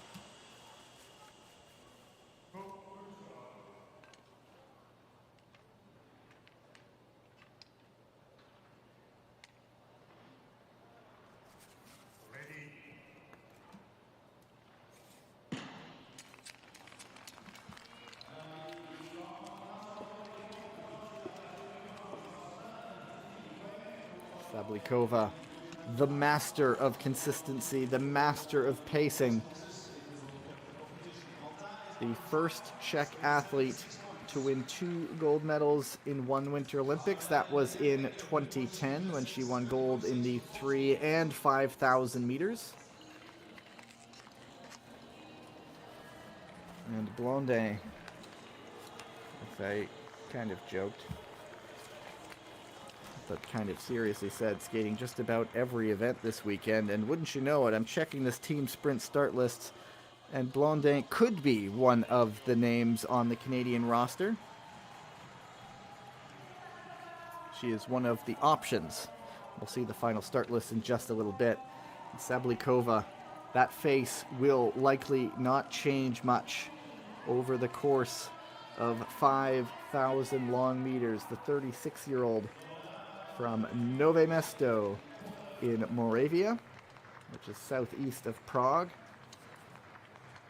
She was born in 1987 in what was then known as Czechoslovakia, which ceased to be in 1992. And the Czech Republic and Slovakia were born. Czech Republic also, if they're making that official, calling it Czechia. In some aspects, I know in hockey internationally they go by that now. Anyway, 7 times an Olympic medalist is Martina Sablikova. Not to be outdone, Yvonne Blondin, part of the team pursuit gold medal team for Canada in Beijing at the last Olympics, and silver in the mass start, and also silver medalist in the world all-rounds in 2020.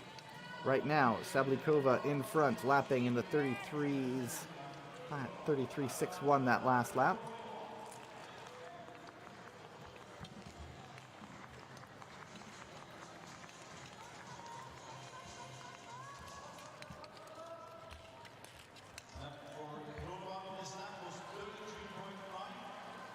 That time I said Bin Yu Yang, she was happy because that was a new personal best for her. And this is on ice, which is a little bit more workmanlike than some of the stuff we'll see later on in the season. Salt Lake and Calgary. Calgary hosting the World Single Distance Championships. Mareike Groenewold's time, 7:03.27.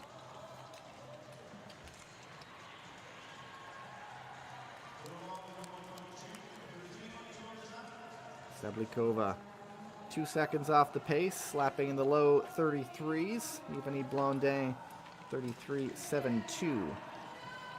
Groenewold not really even paying attention just yet. Still a long ways to go. That track record this morning set by Schouten, 6:50 in the B division. Of course, different conditions, different times, so it won't count for the A results. And Ragnar Wiklund getting onto the ice. Sablikova still 33.43.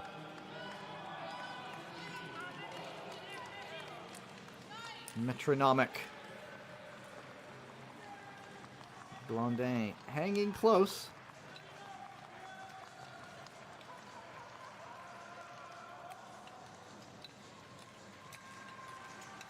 Five laps coming up here, and just as smooth as you like. Sablikova closing in. In a short matter of laps, she's closed up half a second, still lapping 33.3 that last lap time.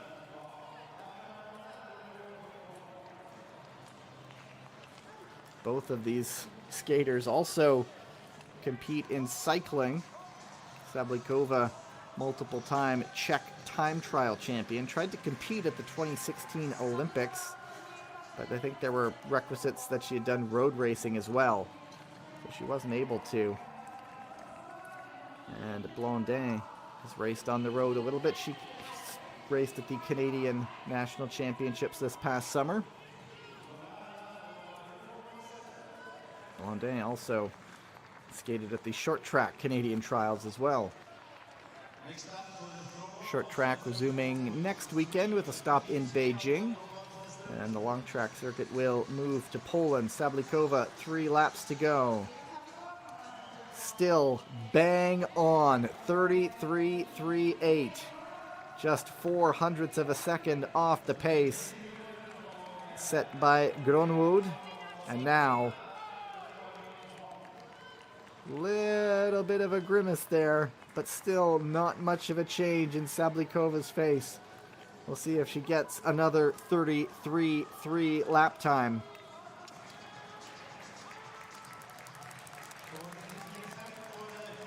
Two laps to go, and 33.5, so slipping just a little bit, but now almost a second ahead of Groenewold's time. Blondet back in the 35.48 range. Thumbs up from the coach.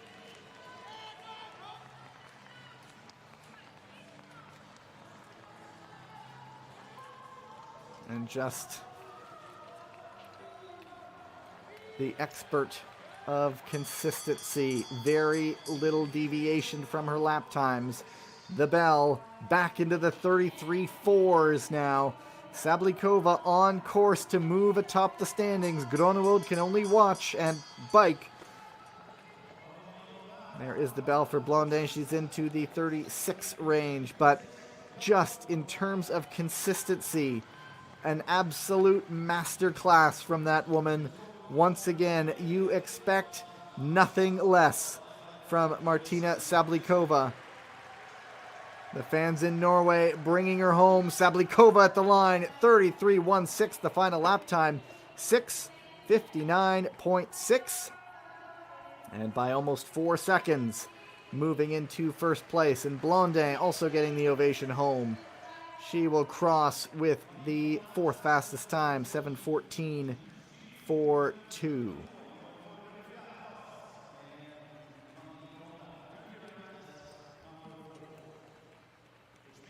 And so at the moment, it's Sablikova, Groenewold, and Horikawa, 1, 2, and 3. With 2 pairs left to go.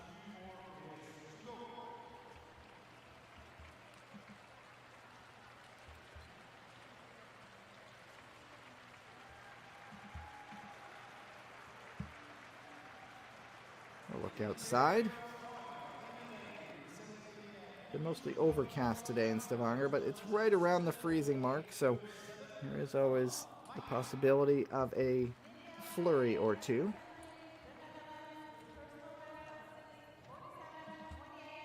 Next pair, Sane Inhethoff and Mehan. Go to the start.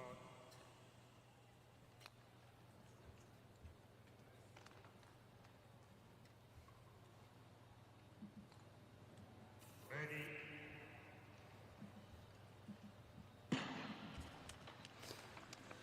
Han, who turns 26 next month. 2 World Cup medals individually so far this year.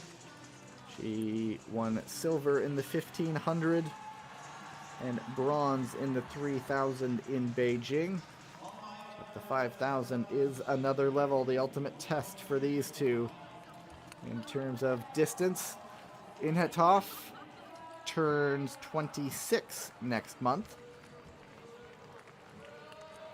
Never on the podium in a World Cup for her.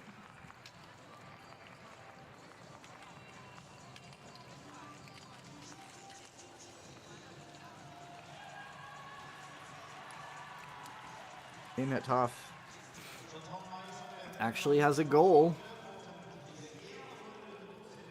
of winning the 5,000 meters at the next Olympics and also the World Championships. Literally saying, win gold in the 5,000. So this is the one she wants. She was 7th in the 5,000 meters at the last Olympics in Beijing.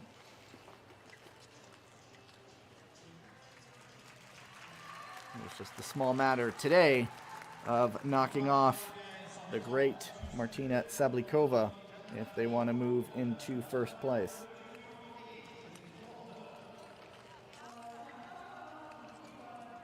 Inhethoff has dealt with a bit of a knee injury so far this year. She skated the Dutch trials with a knee inflammation. I'm sorry, it was a bone bruise. And someone who's dealt with knee injuries, you don't want to mess with those in a sport like this. Very, very careful.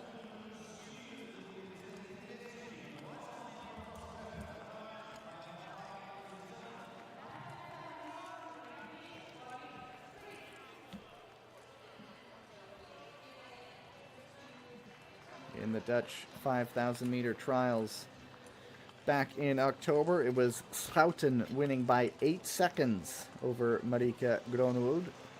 Inhethoff was third, about 10 seconds back of Schouten's winning time. Right now, they're both still in the low 33s. Mehan, almost 33 on the nose.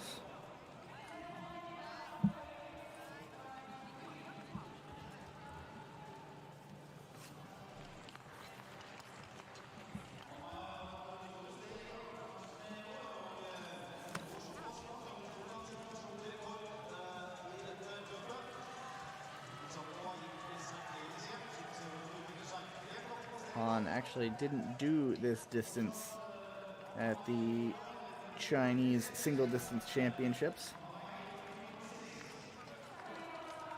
Right now, though, skating a pretty consistent 5,000 meters so far. One pair still to go. That includes Ragna Wiklund and Valerie Malte of Canada. It's Han right now in front as they pass the halfway mark. Han dips into the 32s and Inhethoff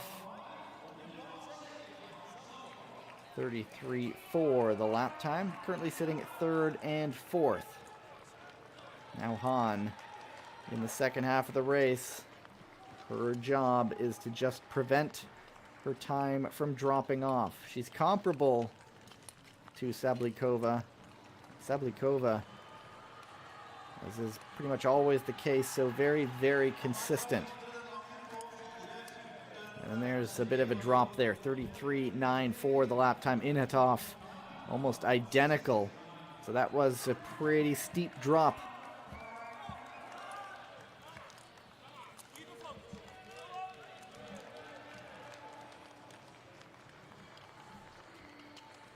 Han still leading the pair right now. Both of these skaters, 25. They turn 26 just a few days apart from each other next month. Han, January 27th. Inhatov, the 24th. There's the leader at the moment. There, she lets the pain creep in after the race.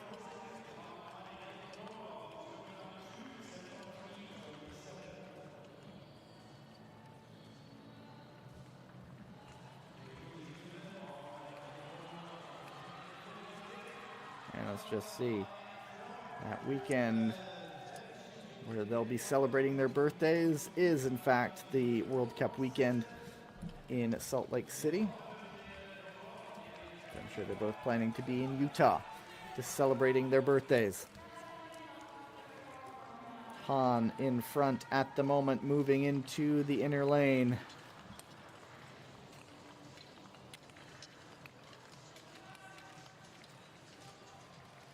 Coming up to 800 meters to go. The fans appreciating the effort.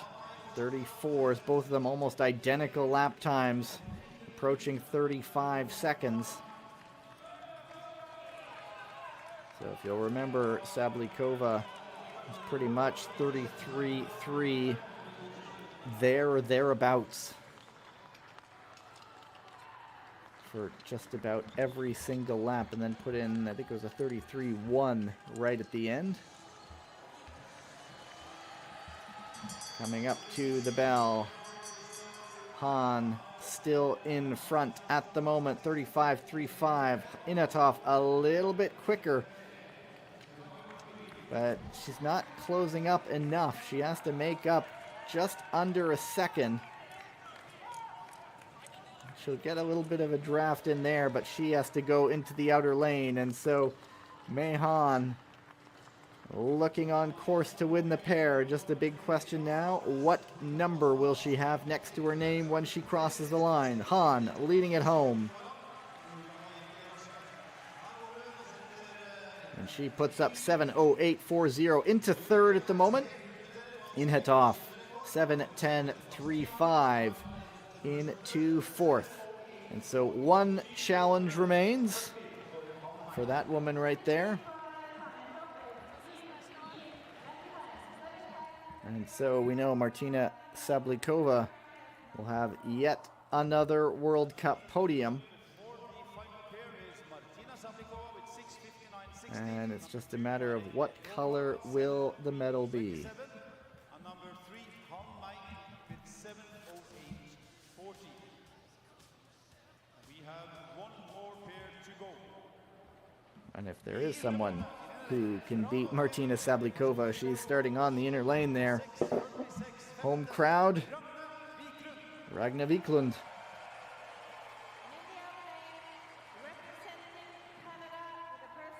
And Valerie Malte on the podium a few days ago in the mass start. The former short tracker. Go to the start.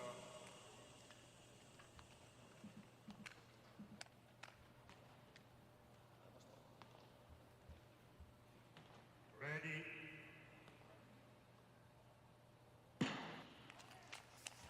Wiklund, both gold medals in the 3,000 meters so far this year. And the winner of the overall World Cup classification last year in the 3,000 and 5,000 meters. Wiklund admitting coming into this one that she was a little bit nervous coming into this one. Has only done one 5,000 meters coming in. Said it was a pretty tough championships. It was outdoors at the Norwegian Championships. And Wiklund, She said it was cold and difficult, but she was the winner anyway. So, let's see what kind of form she is indoors in the friendly, climate-controlled comfort of Stavanger. She obviously will have the fans on her side. Both of the skaters in the low 32s early on.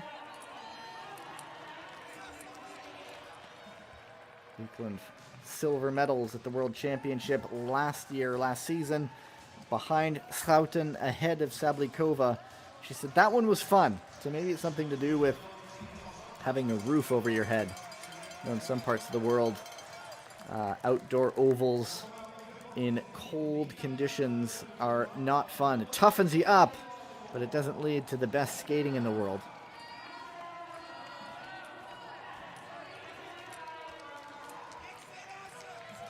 Malte was 8th in this distance at the World Championships.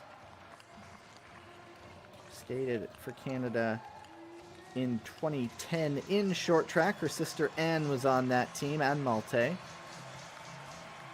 And Valerie now, she made the shift not long after.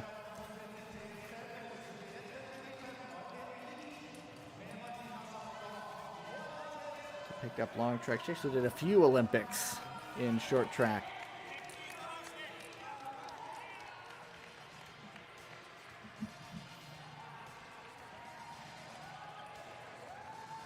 Relatively even so far. Vikeland, though, in front.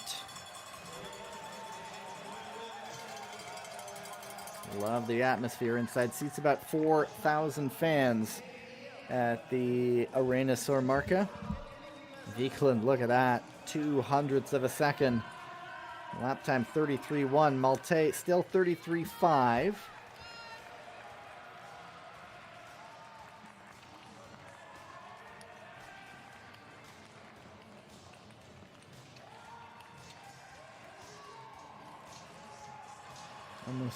Looks almost tentative, tiptoeing around the corner. But just trying to keep that momentum going out of the curve. Malte actually faster that lap by about 0.14 of a second. At what point does the concern start to creep into that face?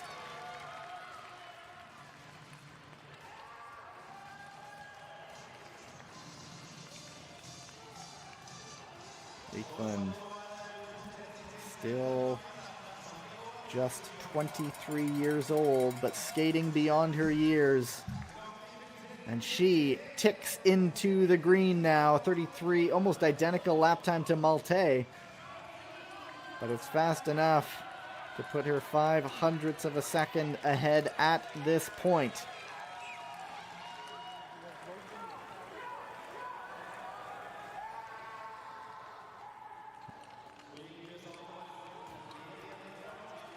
And coming up to 5 laps to go, Vikeland. Is she still on course? Adding a little bit. She's heading to 33.2. And Sablikova is sitting at about the 33.3s. And so the 10ths of a second, the 100ths of a second will start adding up. Malte putting in a pretty good shift as well. And the fans now sensing the moment. 4 laps to go. They will only get louder from here, and Vikeland almost 1/4 of a second in front. 33.8 the lap time for Malte. Still looking pretty comfortable, isn't she? Vikeland still looking in control, still looking calm. Like, almost set your watch to how she takes those strides around the corner, lengthens them back in the straightaway, down to 0.04 of a second. 33.5, that lap time a little slower. Ragna Vikeland. Going to be a very interesting split here coming up. After this far, the distance between them, 0.04 of a second.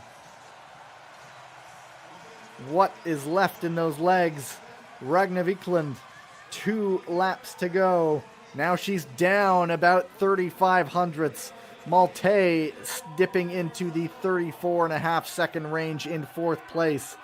Wiklund potentially seeing the top of the podium slip away from her. About a lap and a half to go. Malte also getting encouraged. Wiklund on course for yet another podium in a long distance event. Where will it be? The bell will tell us where she could go. 34.62. That's a big drop off in time. A second and a half off. Malte 34.61. Almost identical to Wiklund. And the legs appear to be fading. It could be Martina Sablikova once again on top of the podium.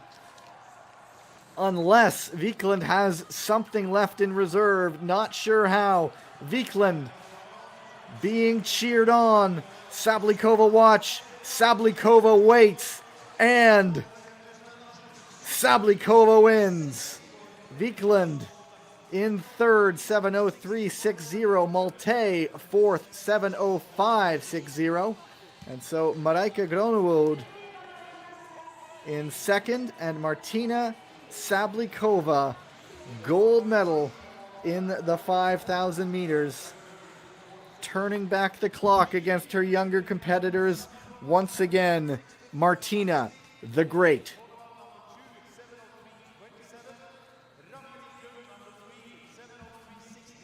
Wiklund had her for almost the entire race, was coming in within just a whisker of those times.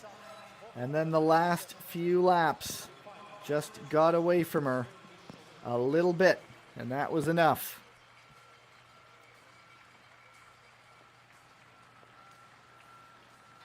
Congratulations between the gold and silver medalists.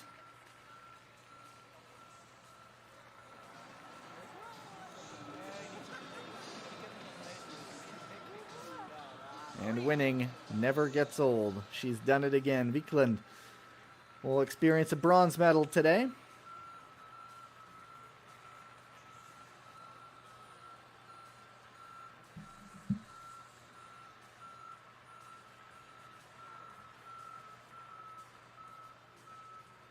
And the results: Sablikova gold, Groenewold silver, Ragna Wiklund bronze, Malte 4th, Mehan in 5th. They're going to resurface the ice. They're going to give out some medals. And then we will be back in just a little bit for the team sprints. Stay with us.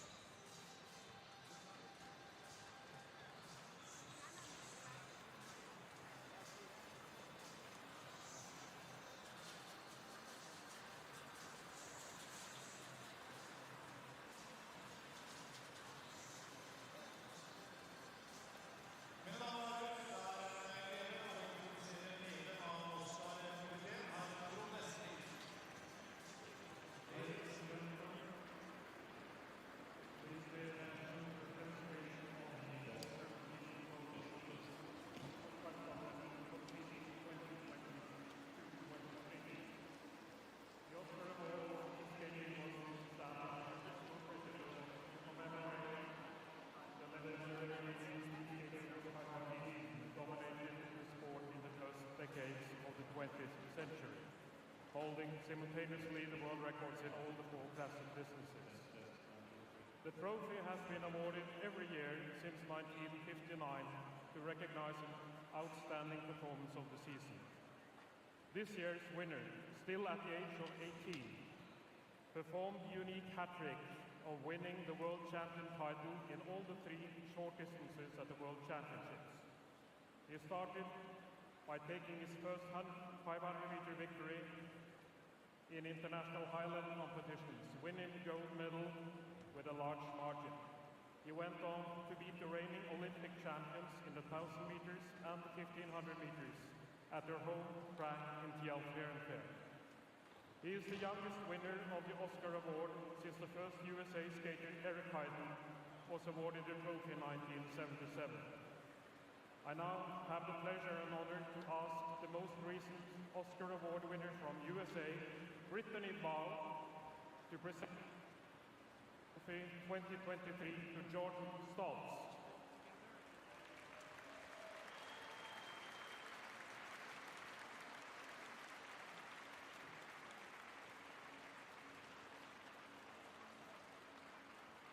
Congratulations on the award, Jordan.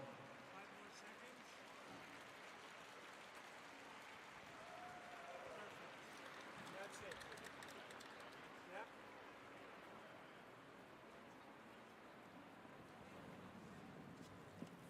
More seconds. Tusen takk til Trond Espelid for anledningen som medlem av Oscar-komiteen. Og store gratulasjoner til Jordan Stoltz, altså den yngste mottaker av prisen siden Erik Heiden fikk den i 1977. Nå skal vi etter hvert ha en forandringsseremoni før vi skal i gang med de siste 2 øvelsene i dette mesterskapet, som teamsprint for menn og for kvinner. Start klokken 16:53.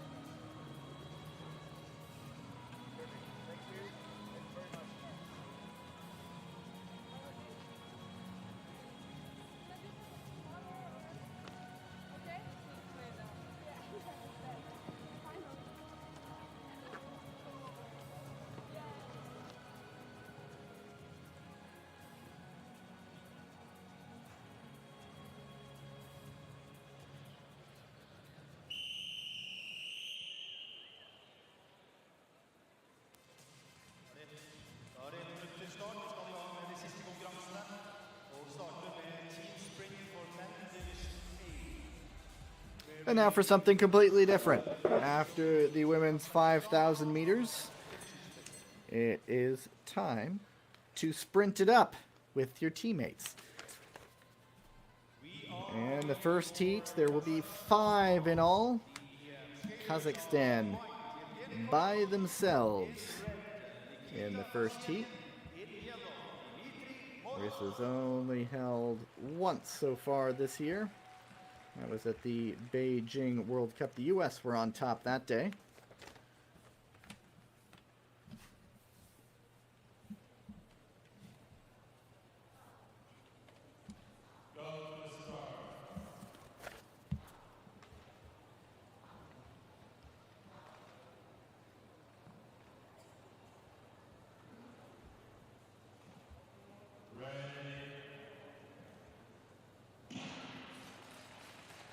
And Kazakhstan's team is the same team. That's actually a completely different team with the exception of Vagenin.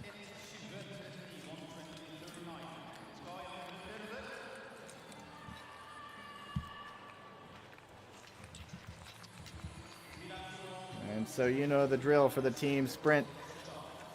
3 skaters start, 1 skater finishes, 1 departs after each lap. And there goes Koshkin. And it is Vagenin in front right now, and Morozov right behind him.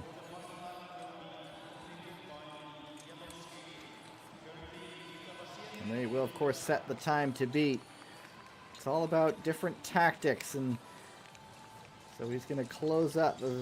Morozov is going to right up as close as he can to Vagenin, but not so close that he might skate into him. And so, not breaking stride as much as possible. Morozov taking things over. He will do the final lap by himself, and this, even with the draft, it still hurts. It's about 3 laps of sprinting.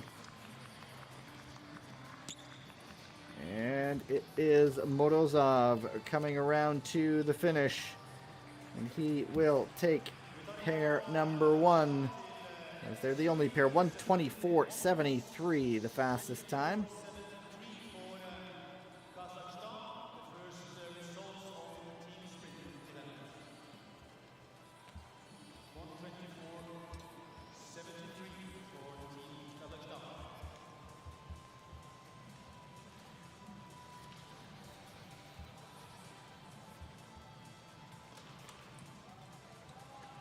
Kazakhstan was 10th 2 weeks ago. And as I mentioned, Vagenin was the only skater on that roster, changing things up. And there is Korea.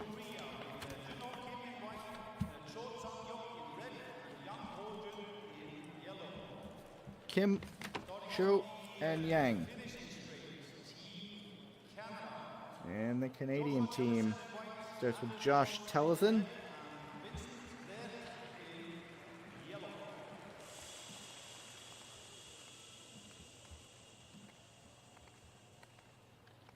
Go to the start.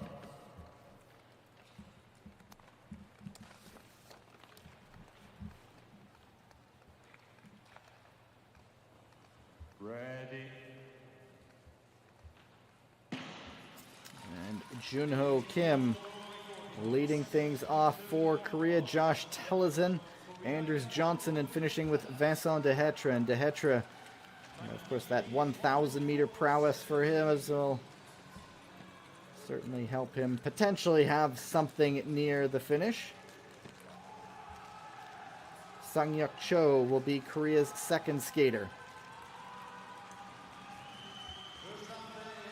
Canada going with a very different roster. It had David Larue, Laurent Dubreuil, and Dehetre last week or 2 weeks ago. So Dehetre, the only returning skater. And right now it's Canada in front and fastest overall. And Johnson will pull off with Dehetre in front at the bell. Korea will finish with Yang It's the Canadians in front right now. De Hetra. They finished in 8th 2 weeks ago. Especially considering they were world champions. It was disappointing. They go fastest now by 3 seconds. Korea into second. 1:23.20. 1-2 at the moment.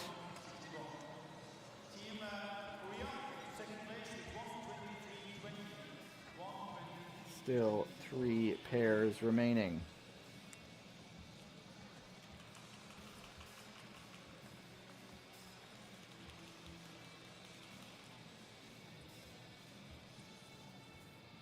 And De Hetra crosses. Puts Canada atop the leaderboard for the moment, but still a ways to go. The next pair, we'll see the home nation, Norway, taking on Germany. Norway just off the podium 2 weeks ago in 4th, Germany 6th.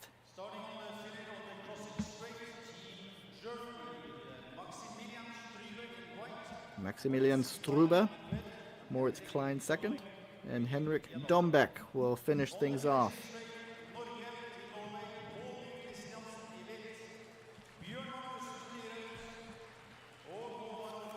And there's the Norwegian roster.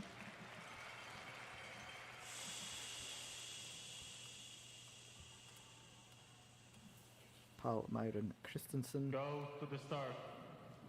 Bjorn Magnusson and Haberd Lorentzen.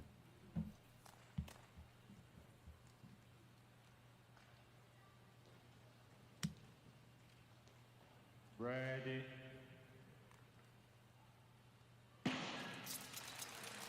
One change to Germany's starting trio. Norway going with an identical roster to 2 weeks ago in Beijing. Christensen leading things out.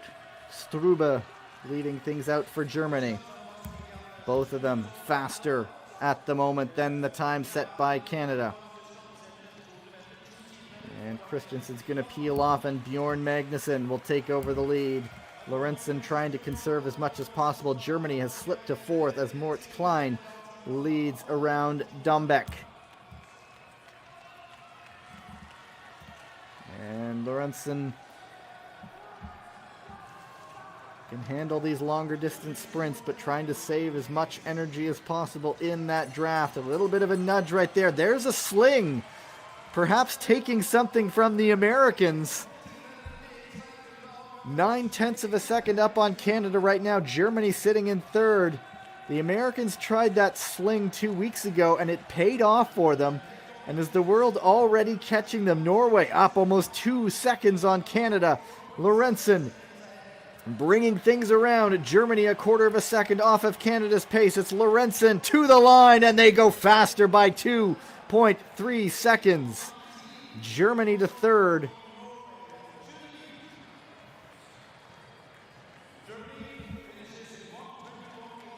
And they pulled it off. The Americans saying it was an all or nothing kind of shot. And they got it. And the celebration perhaps meaning the same thing. Norway pleased.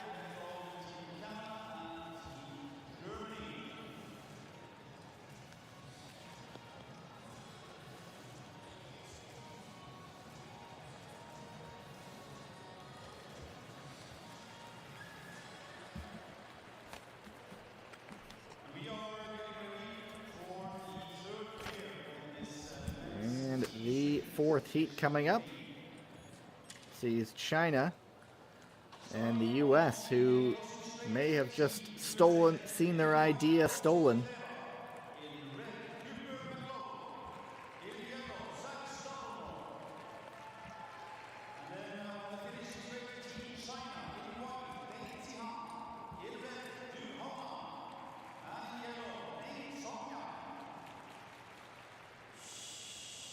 And China.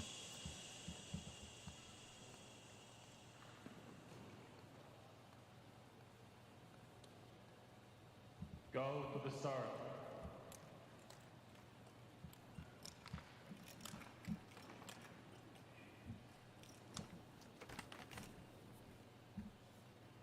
Ready.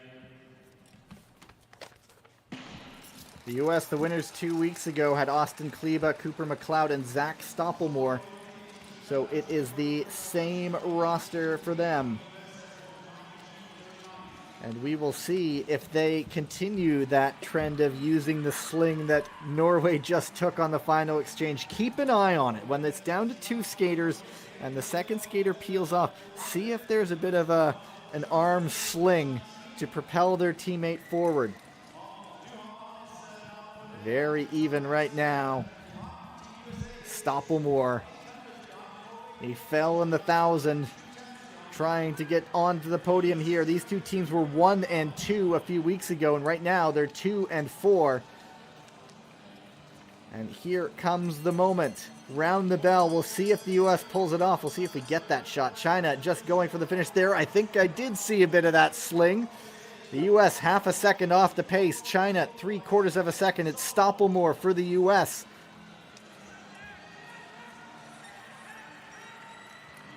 And they are closing in on that time set by Norway. 0.3 of a second.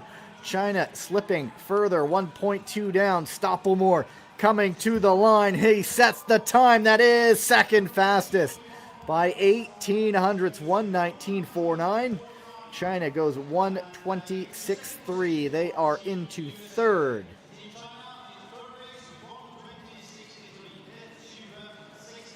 And I think I did see the slightest of throws on that final exchange. These events do breed the ingenuity. There it is, right there.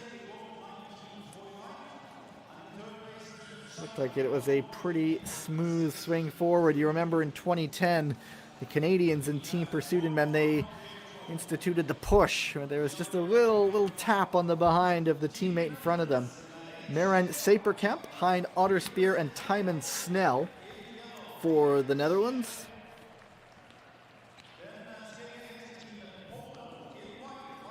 And Marek Kania, Pavel Michalski, and Damian Zurek to finish things off.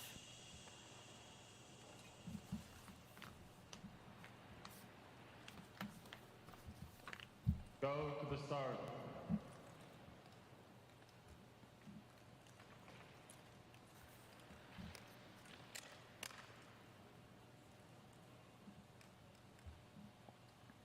Ready.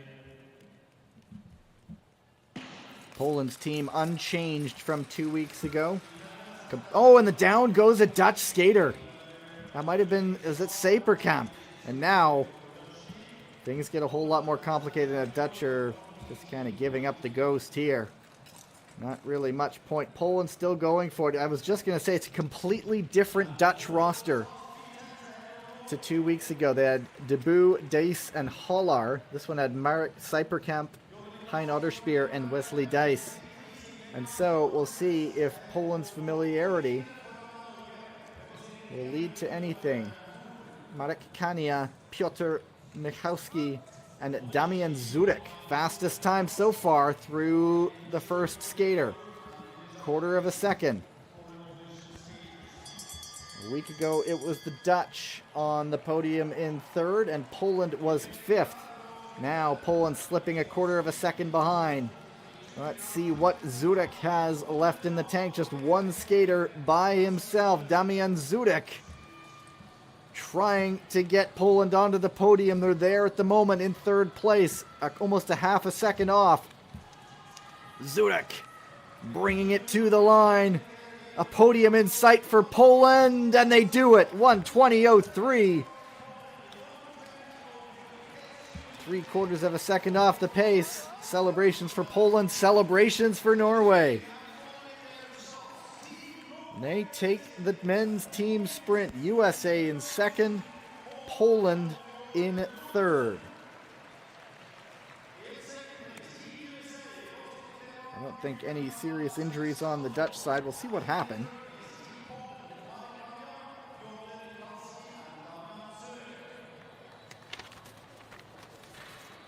You have to wonder if it was a tangle of teammates. Saperkamp going down.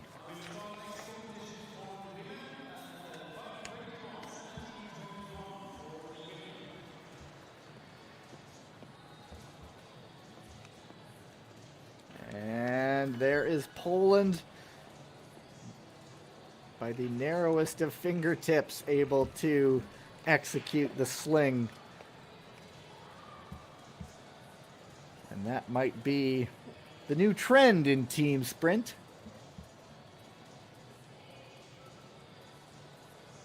And the home side victorious.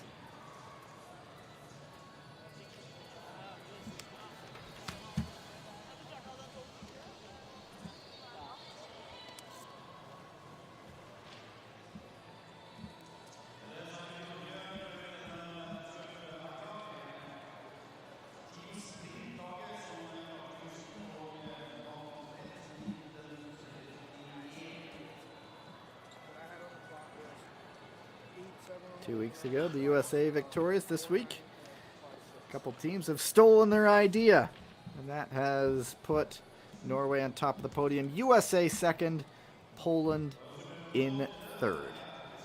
Women's team sprint still to come.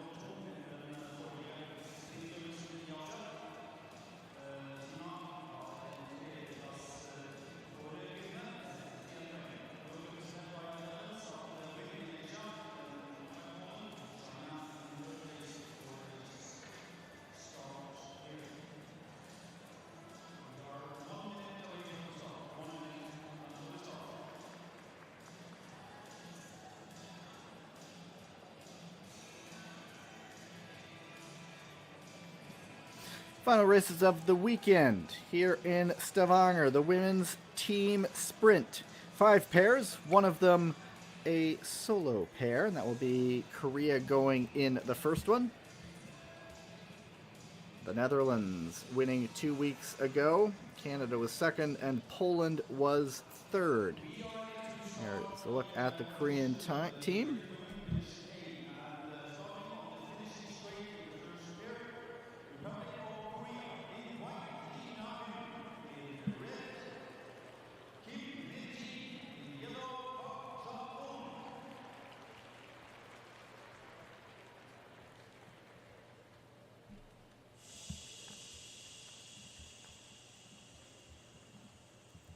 Go to the start.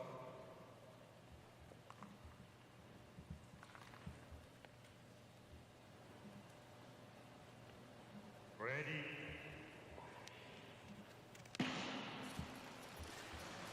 Cleanly away, this Korean team finished in 8th last 2 weeks ago in Beijing.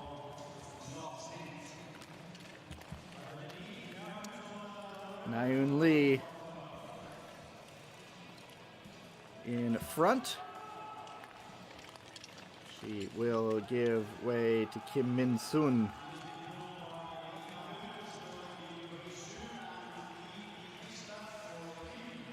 And then to finish things off, it will be Chaeun Park, pardon me. And so it's Kim in front right now, and she will give way just around the other side of the corner.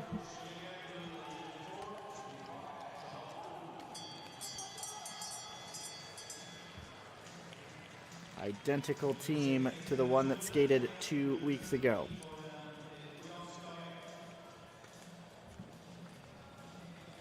And so it is Park bringing things around.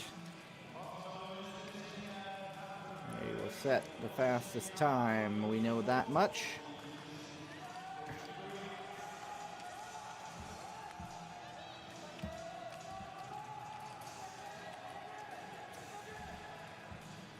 And Park, both arms down, crosses 132.88. If I remember correctly, there might have been an issue with how the Koreans skated last week, because they were at, or 2 weeks ago, it was at 137.07. I do remember some drama, but perhaps my memory is failing me. Anyway, Korea with the fastest time right now. But still 4 pairs to come.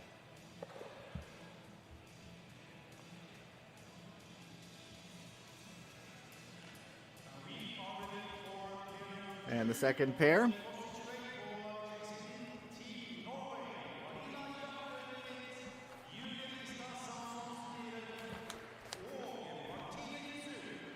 Alina Jagtojen, Julie Nistad Samsonsen, and Martine Ripsrud. Alina Daudanova, Ekaterina Aidova, and Nadezhda Morozova for Kazakhstan. Go to the start.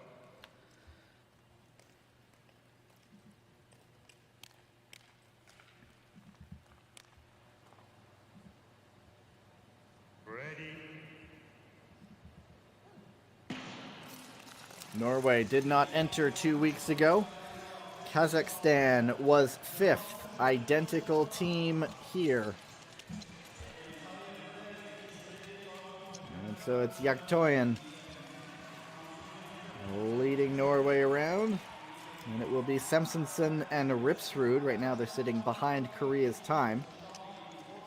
Daudanova leading things off for Kazakhstan. Ekaterina Aidova will be second, and Nadezhda Morozova in third. And right now it's Kazakhstan in front by 0.02 of a second over the time set by Korea. Norway third right now. Not sure if that was how that was supposed to go. Perhaps a bit of a mix-up on the Kazakhstan side, but doesn't matter. They are still the fastest right now through that latest interval. And now the bell. Now Morozova goes. They're well in front. Ripsrud has some work to do. They're now ahead of the Korean time as well.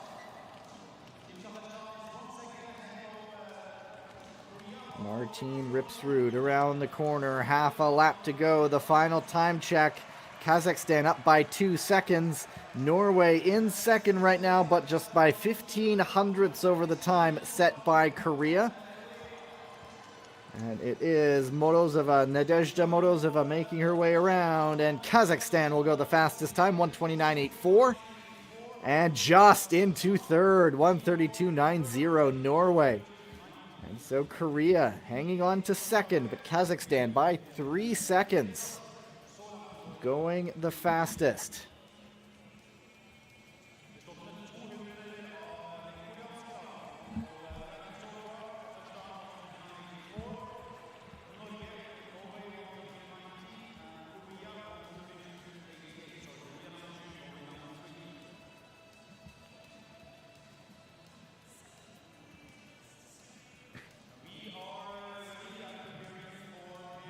And the third pair is an all North American battle.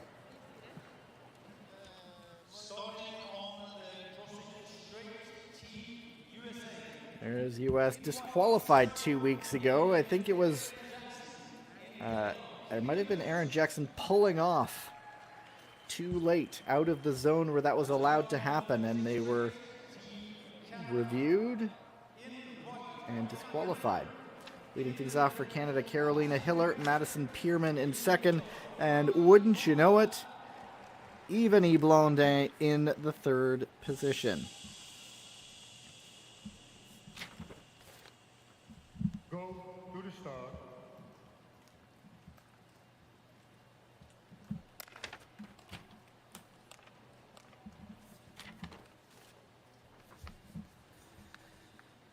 Ready.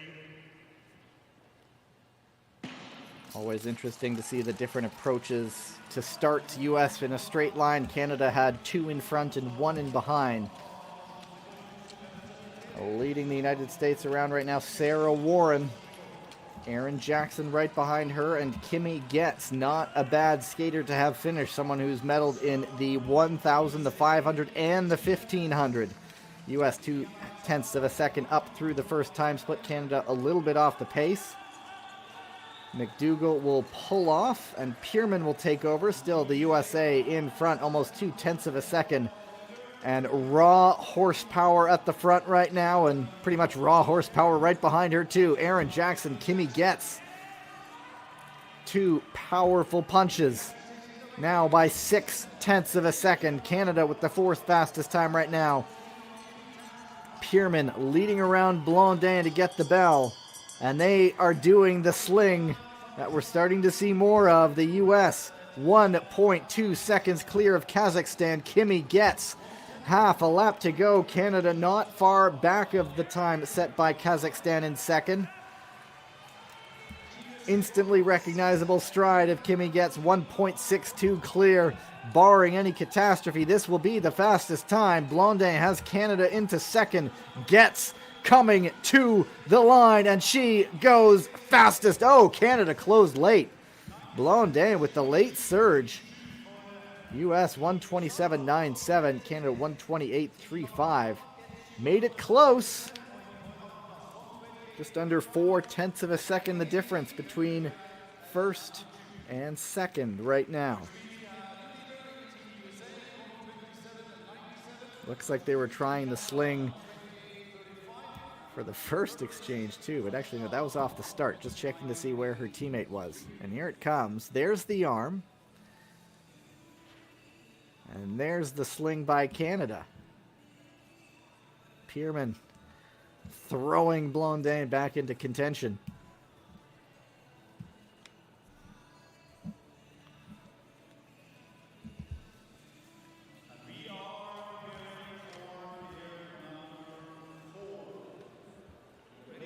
And the next pair, as last week's winners, the Netherlands taking on Germany. Sophie Warmuth, Anna Ostender, and Leah Sophie Schultz. Marit Flederis, Femke Koch, and Antoinette Reitma de Jong, 1, 2, and 3.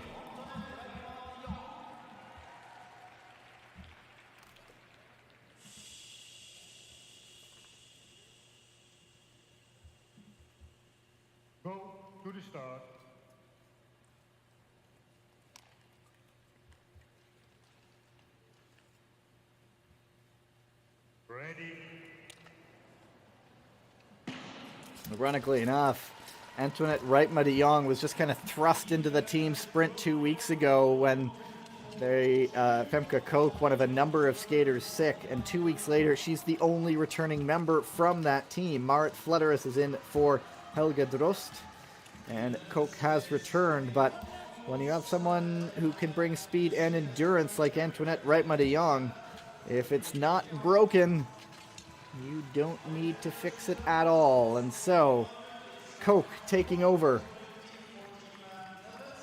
and Anna Ostender taking over for Germany with Lea Sophie Schultz behind her.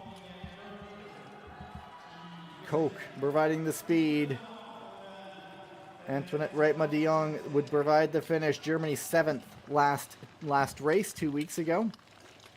And it is the Netherlands out in front. And now it's up to the finishing kick of Antoinette Reitma de Jong, 0.04 of a second clear of the time set by the United States right now. Germany 2 seconds about off the pace. And Reitma de Jong now slipping a little bit behind the Americans.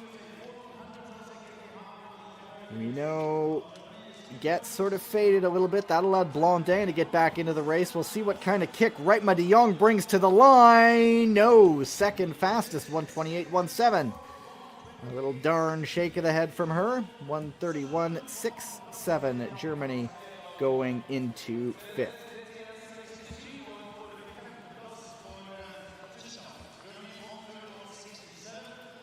So the Netherlands will be a different champion this week.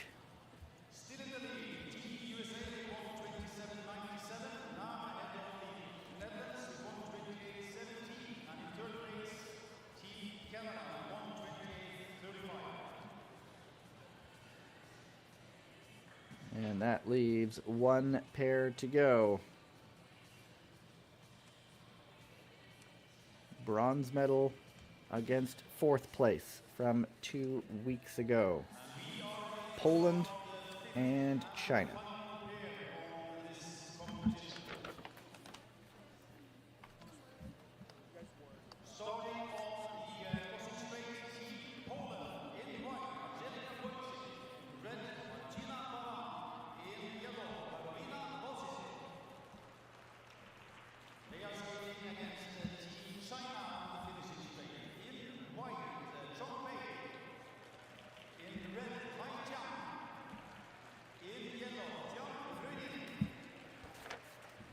There's China. Tian Ruining will finish things off for them. Go to the start.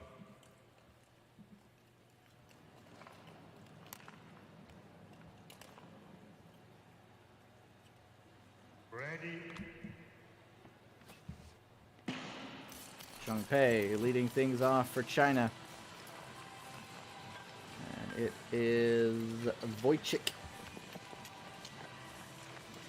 Angelika Wojcik leading things off for Poland, as I mentioned, 3rd and 4th. 2 weeks ago, Wojcik leading things around, and Poland has the fastest opener by 0.13. China about a half a second behind.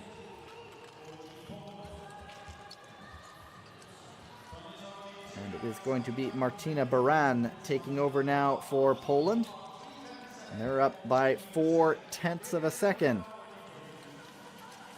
They're paying attention to this one, are the United States. Baran leading around Karina Bosiek. And now the lead starts to fade. China closing things up now a little bit. And there is the bell. Poland, it will be Bosiek. It will be Tian Ruining for China. And they are almost neck and neck. 0.2 of a second at 3rd and 4th right now. Bosiek, Tian, Poland, China. One last race, and it's going to be China taking it, I believe, into the final few hundred meters, rather. They are now in front. No, check that. It's Poland still leading. Now it comes down. Tian, the grit of the teeth. Bosiek driving it home. It is Bosiek taking it. Only good enough for 4th. 1:29.71. China 1:32.4. 4th and 6th. And there's a look at your winners. They won the men's team sprint 2 weeks ago. This week, they win the women's. The United States, the Netherlands picking up second.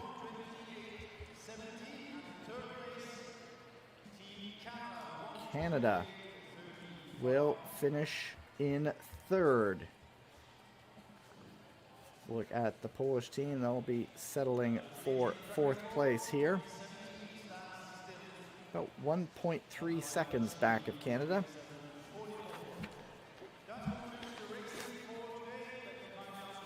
And victory hugs for the United States. Putting that DQ behind them. No such problems today.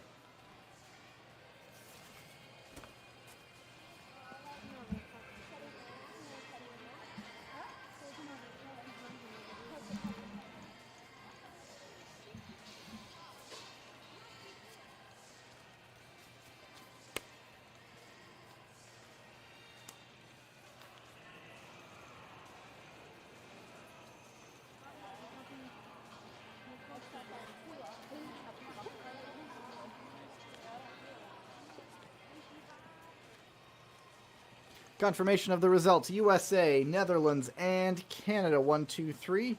Poland and Kazakhstan rounding out the top 5. They are going to give away the final medals of the weekend in just a few moments, and then I'll be back to sign things off.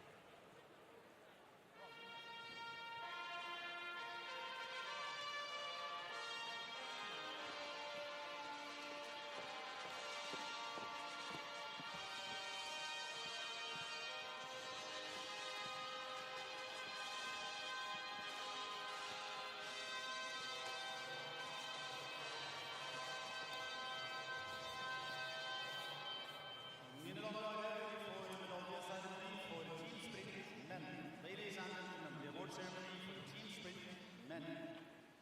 Medaljer og premier blir delt ut av. The medals will be presented by the ISU representative, Mr. Albert Hasselhoff. Nummer 3, number 3, Team Poland, Marek Kania, Piotr Mikalski, Damian Surek.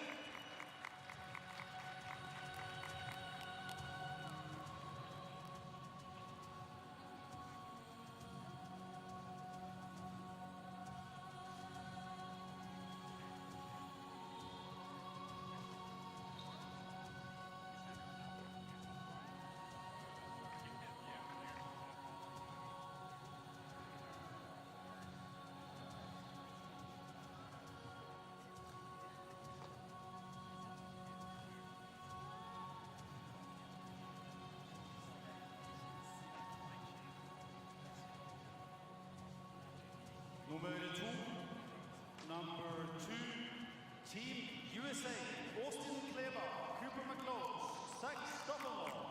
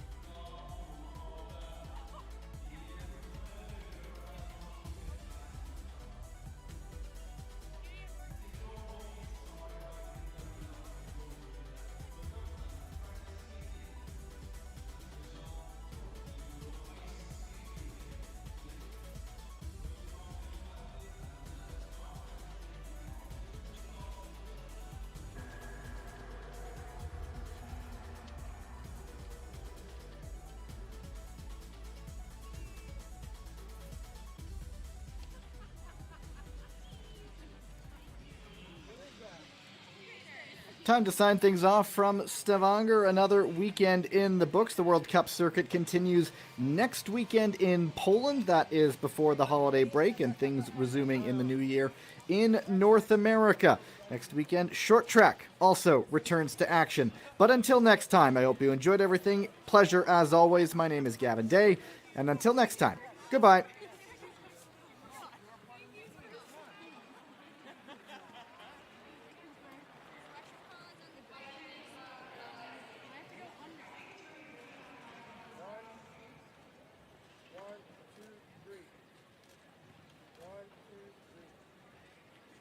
One for me. Thank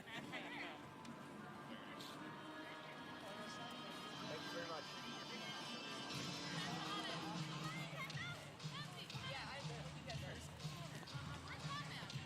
Timer back to Patrick White.